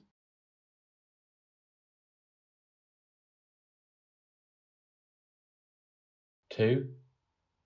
Digitise EHCPs to reduce the burden of administrative processes in the system, improve the experience and satisfaction of parents, carers and professionals,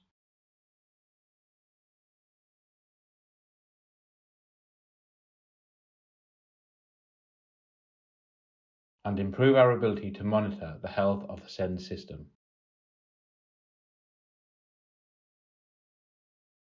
3. Introduce the use of local multi-agency panels to improve parental confidence in the Education, Health and Care, or EHC, needs assessment process.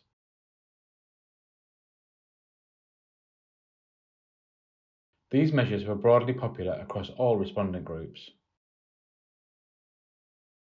who reported that the EHCP process would benefit from being standardised, simplified, accessible and available digitally.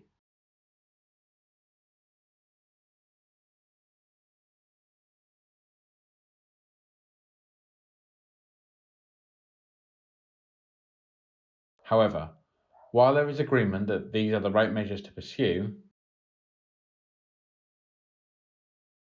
it is also clear that local authorities' arrangements have evolved over time to reflect their different circumstances and the needs of their local communities.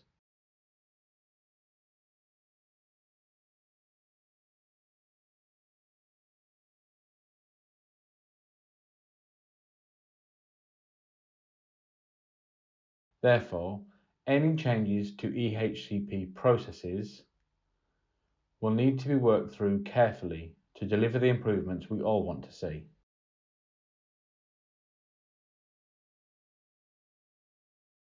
We said in the Green Paper that we would consult separately on changing the timescale for the issuing of draft EHCPs following annual reviews.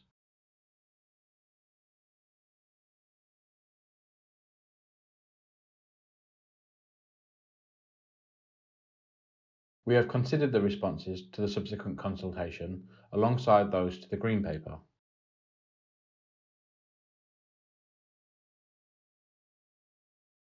Given that both consultations relate to the reform of the EHCP system.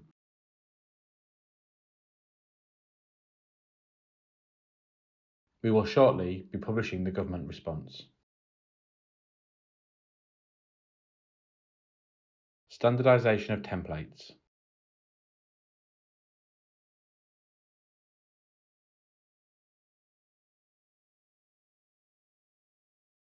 Although many agreed that standardising EHCP templates is the right thing to do,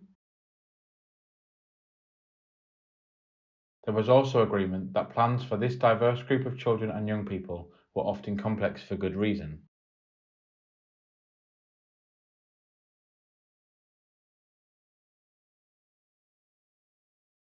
And that standardised paperwork should not result in standardised provision.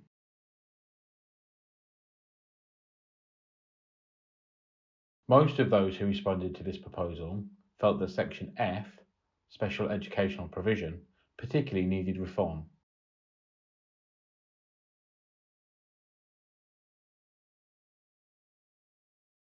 Some respondents felt plans were not revised often enough to reflect the needs of the child or young person as they progressed.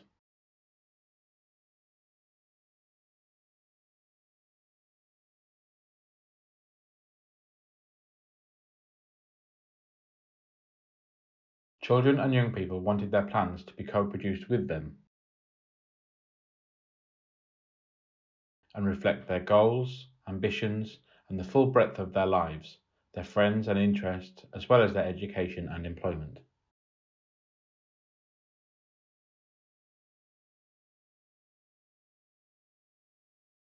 They wanted their plans to enable others to understand their strengths as well as the things they found difficult.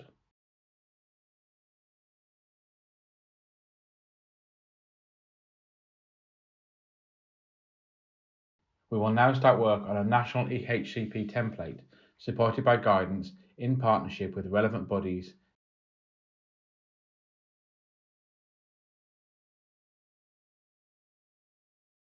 including parents, children and young people. We will encourage all local authorities to adopt the template and consider the case for mandating its use through legislation.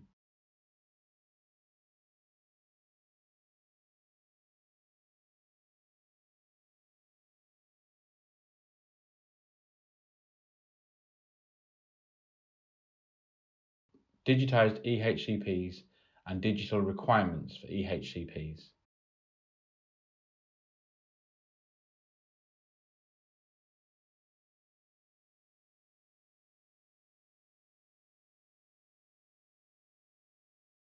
We think the case is clear for all SEND services to move to digital systems for EHCPs. Digital systems can deliver better experiences for both families and professionals and enable them to continuously improve their services,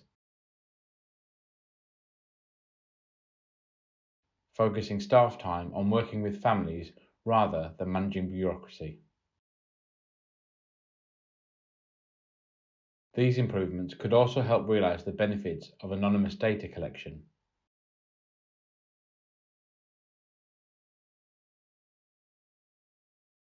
Taking account of data protection laws considerations and information sharing protocols.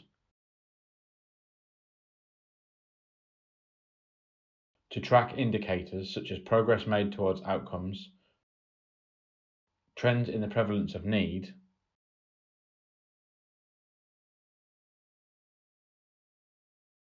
and the provision that is made available. This timely picture of the health of the SEND system could help build the evidence base for national standards.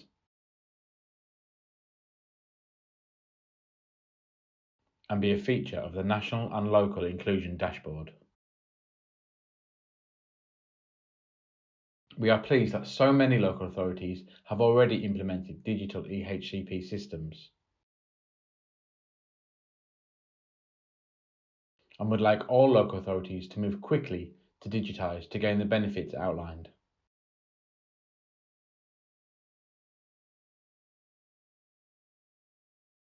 This is an evolving market. We recognise that local authorities are at very different stages of their digital journey.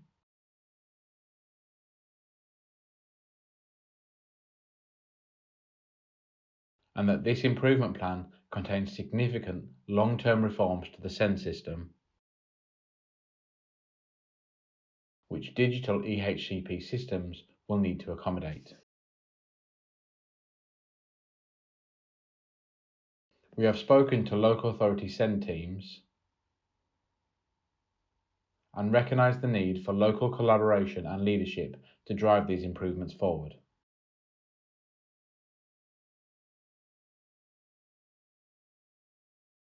Any digital EHCP system should also be implemented to recognise and comply with additional data collection asks,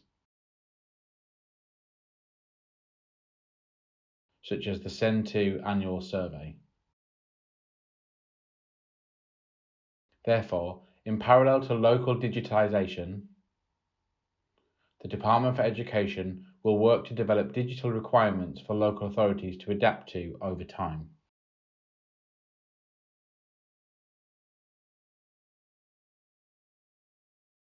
We will continue to work with local authorities and suppliers to best support this shift towards digitisation and move towards consistent standards of digital EHCP systems.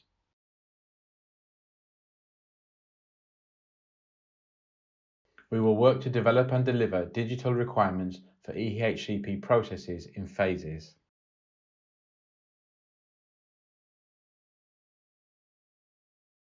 In Phase 1, which is 2023, we will work with local authorities, suppliers and families to further test how digital solutions might best improve their experiences of the EHC process. In Phase 2, which is 2024, we will design digital solutions and test drafts with local authorities and suppliers.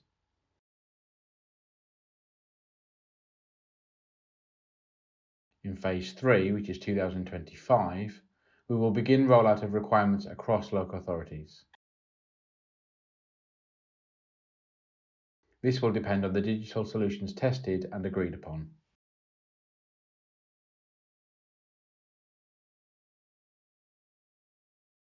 Multi-agency panels.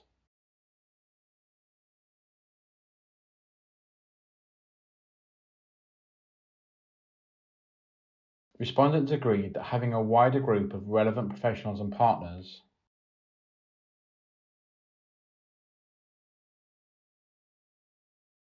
To advise the local authority at key decision points through the EHC process at the application, planning and review stages could add value.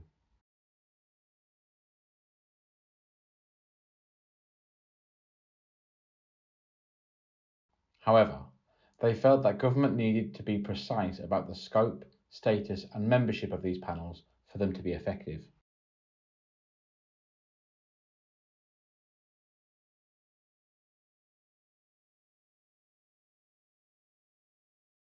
We know that many local authorities have established multi-agency panels who meet regularly.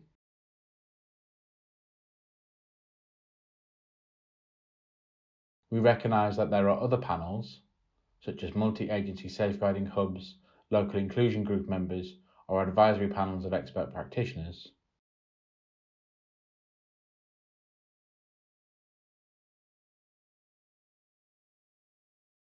that already provide support and challenge, and we do not want to increase bureaucracy in the system.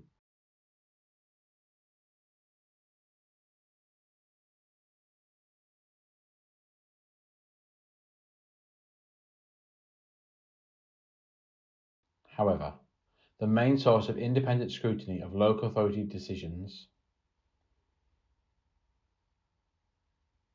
specifically related to the statutory SENS system, is currently the first tier tribunal.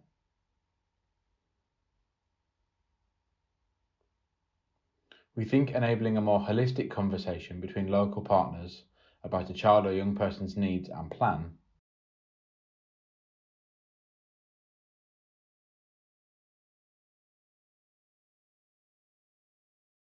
where those partners can support and challenge each other would promote good local authority decision making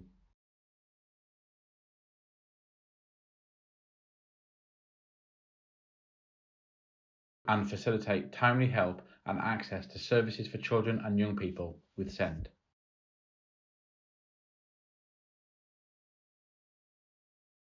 We believe there is a potential role for panels to bring together partners who can provide services more quickly and easily,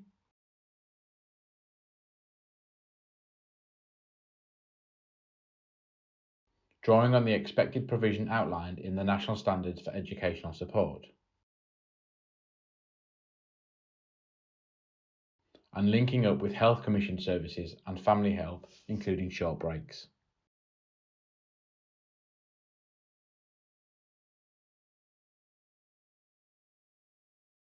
The panels could help to ensure families are offered services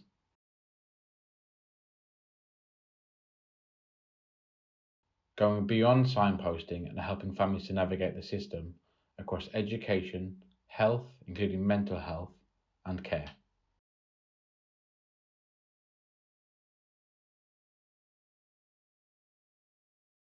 Offering the right services at this early stage will help to reduce escalation of need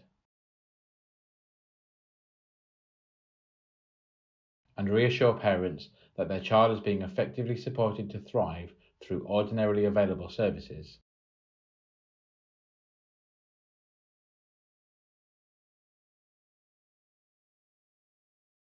Providing consistency around when an EHC assessment can add most value.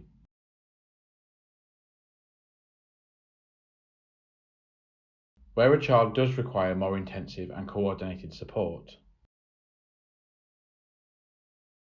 the panel can support the local authority in the decision to carry out an EHC assessment, whilst also looking to offer support promptly. We will work with a small number of local authorities to develop and test a standard for multi-agency advisory panels.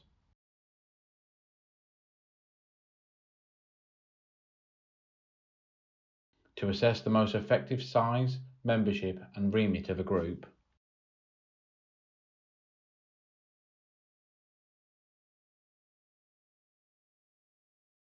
and whether the standard EHCP form is effective. We will take this forward alongside the Children's Social Care Implementation Strategy's commitment to strengthen the role of education settings as part of proposed updates to the statutory guidance on working together to safeguard children.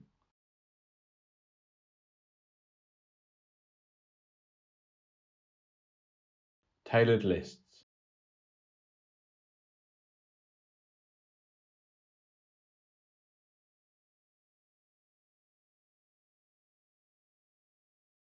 As this plan makes clear, we must ensure that children and young people receive the support that is right for them,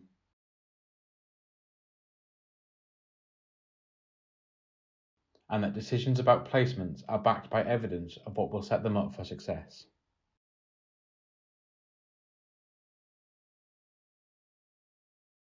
We outline in this chapter how new local inclusion plans, overseen by the new local SEND and alternative provision partnerships,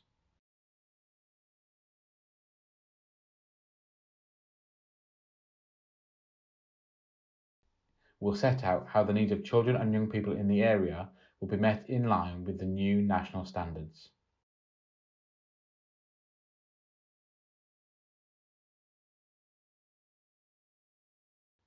We will ensure this informs the existing statutory local offer of SEND services and provision.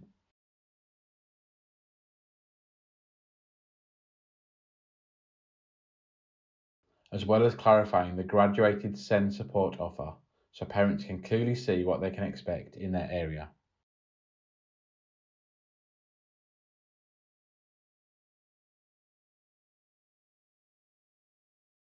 In response to the Green Paper, many families, local authorities and those working in education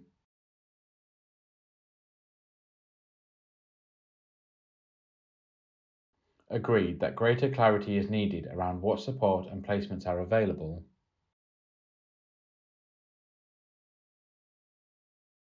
so that children and young people get the right support in the right setting.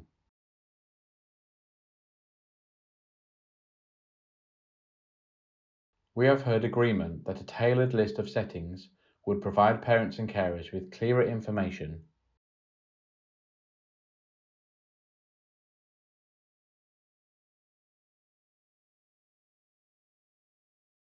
supporting them to express an informed preference for a placement.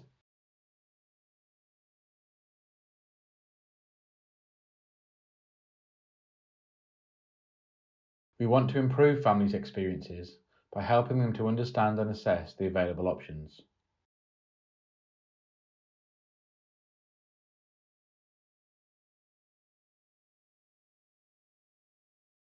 A tailored list would allow local authorities to give clear choices to families and better meet the needs of children and young people.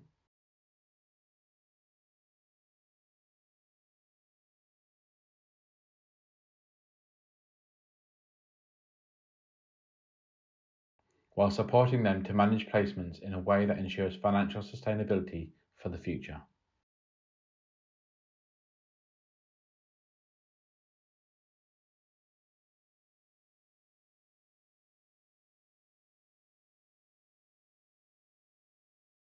To ensure we can deliver these goals, we will first test this proposal through the Change programme in a limited number of areas.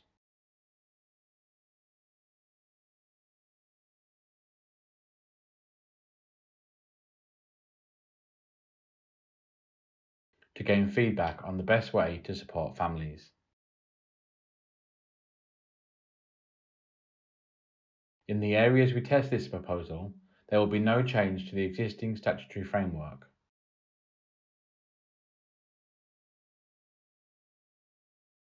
And parents and young people's existing rights will be unaffected.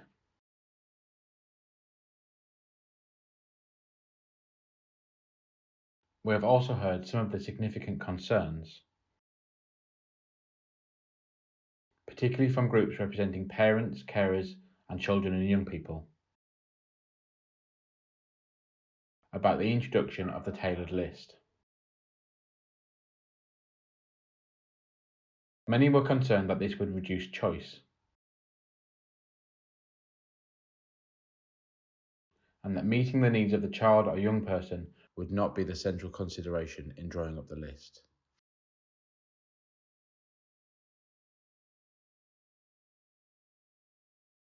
Others wanted to see further detail on this proposal.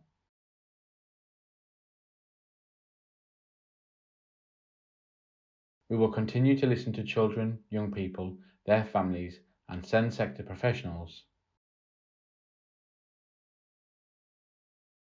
as we develop and test delivery options for amending the process for naming a place within an EHCP.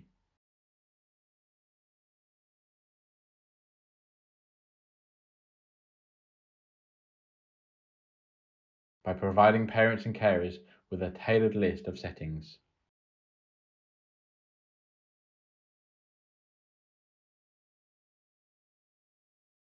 These will include mainstream, specialist and independent placements where appropriate,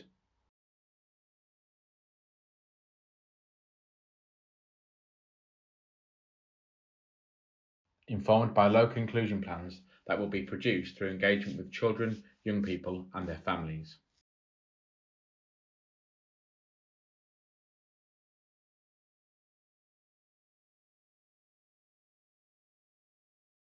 We are committed to ensuring parents, children and young people continue to be involved in the decision-making process and will have the right to request a mainstream setting for their child, even when they are eligible for a specialist setting. Development of the tailored list will be sequenced alongside wider system reforms,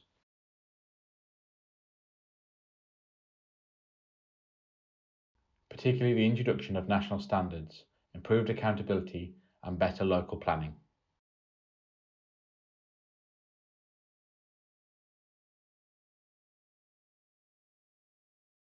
Tailored lists will only be introduced in an area once the local inclusion plan has been quality assured,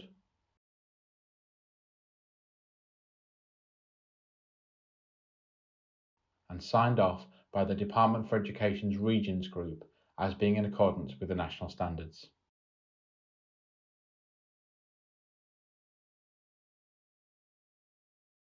Testing and delivering change through a £70 million change programme.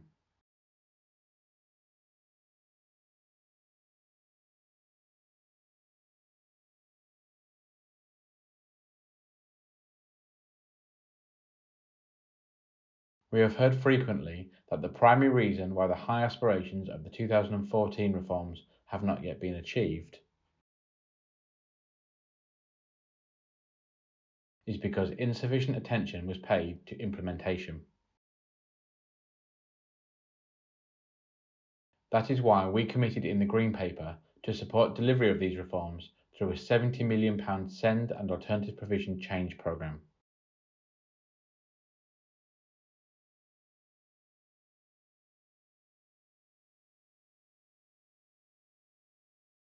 This will test and refine key reform proposals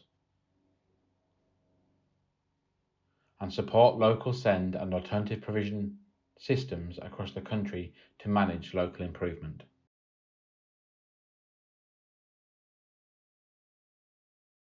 The emphasis we have placed on delivery and implementation for this reform programme has been welcomed.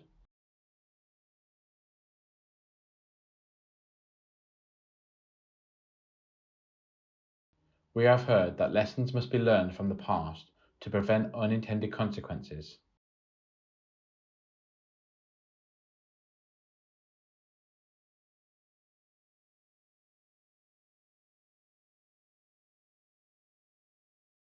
Such as a drift away from inclusion in mainstream education and overemphasis on securing an EHCP in order to access support in the future.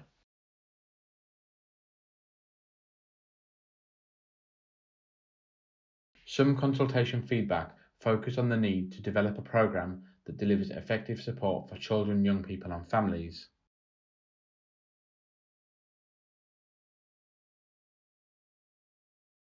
Whilst enabling professionals within the system to deliver their duties and implement significant reforms.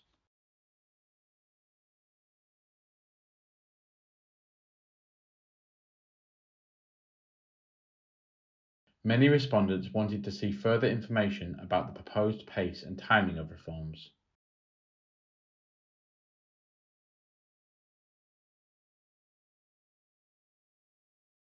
Some highlighted the need for fast and effective delivery in the short term, with clear direction for longer-term changes.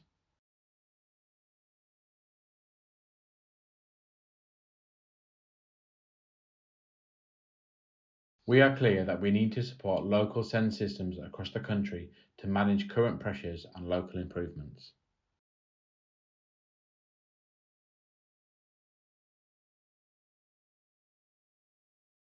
We need to do this whilst also testing and refining some of the more complex key areas of reform.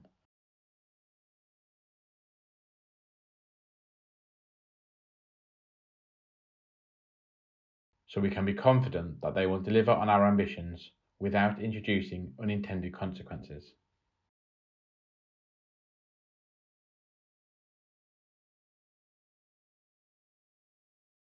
This will enable our understanding of the overall impact of reforms on the system.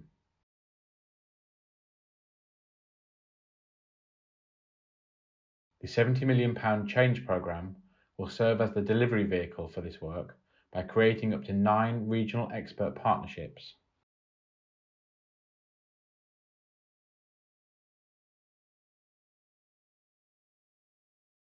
These partnerships will consist of a cluster of 3 to 4 local authorities in each region, including at least one lead local authority.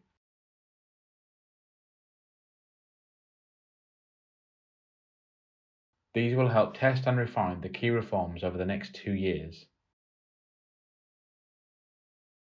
with oversight from the National SEND and Alternative Provision Implementation Board.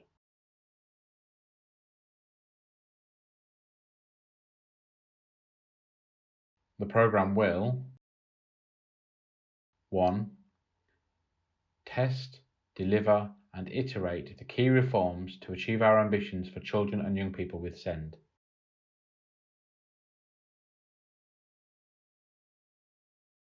Or who are supported by alternative provision. This will ensure we allow services to deliver to a high standard.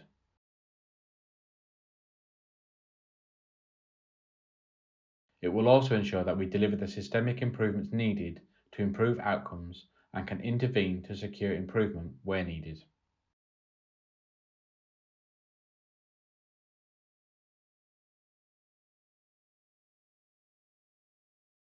Testing will provide an early indication of progress against our reform mission.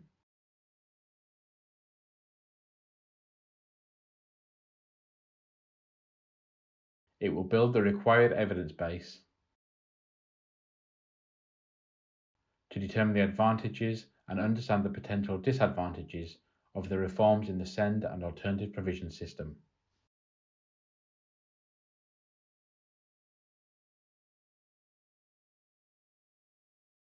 Two, spread this learning and provide bespoke targeted support in areas that are struggling the most.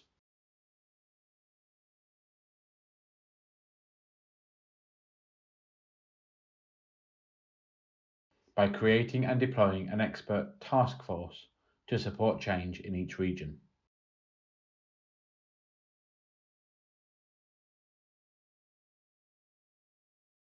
The task forces will draw on expertise from the regional expert partnerships and the delivery partners' SEND, alternative provision and system transformation expertise. These task forces will build capacity and proficiency and implement best practice in these areas.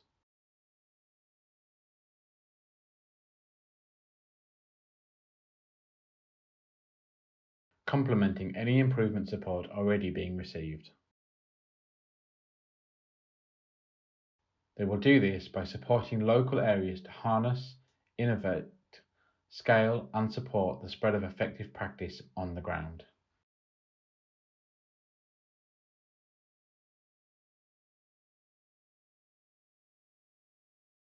This will drive high standards and excellence in the basics.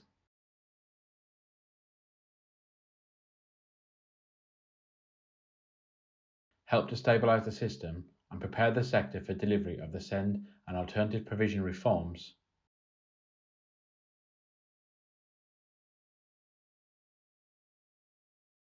To improve outcomes for children and young people with SEND, or who are in alternative provision.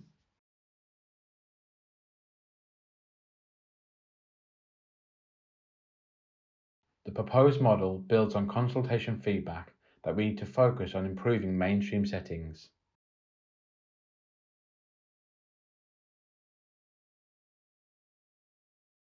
To ensure more timely support is available while sharing effective practice on the ground.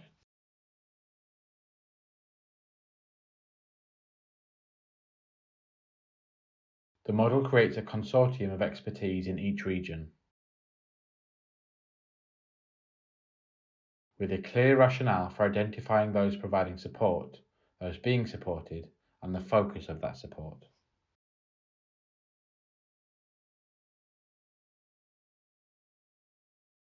Delivery in local areas will be overseen by local strategic partnerships to give fast and effective support.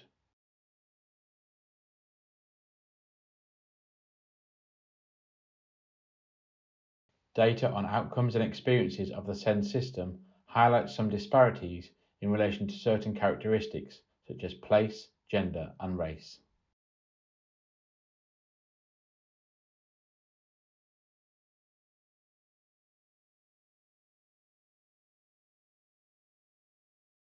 The Government has committed to addressing these disparities more broadly, including through the Inclusive Britain report published in March 2022.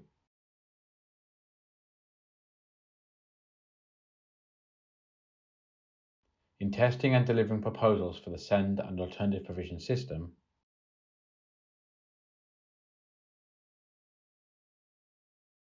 we want to ensure that the voices of all children and young people with SEND or in alternative provision and their families are effectively heard.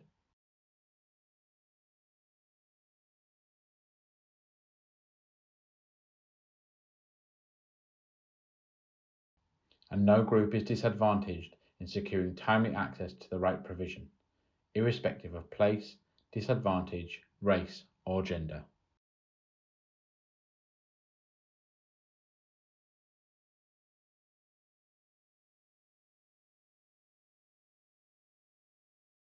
Through the evaluation of the regional expert partnerships, we will assess the extent to which our reforms are enabling this ambition and refine our plans accordingly.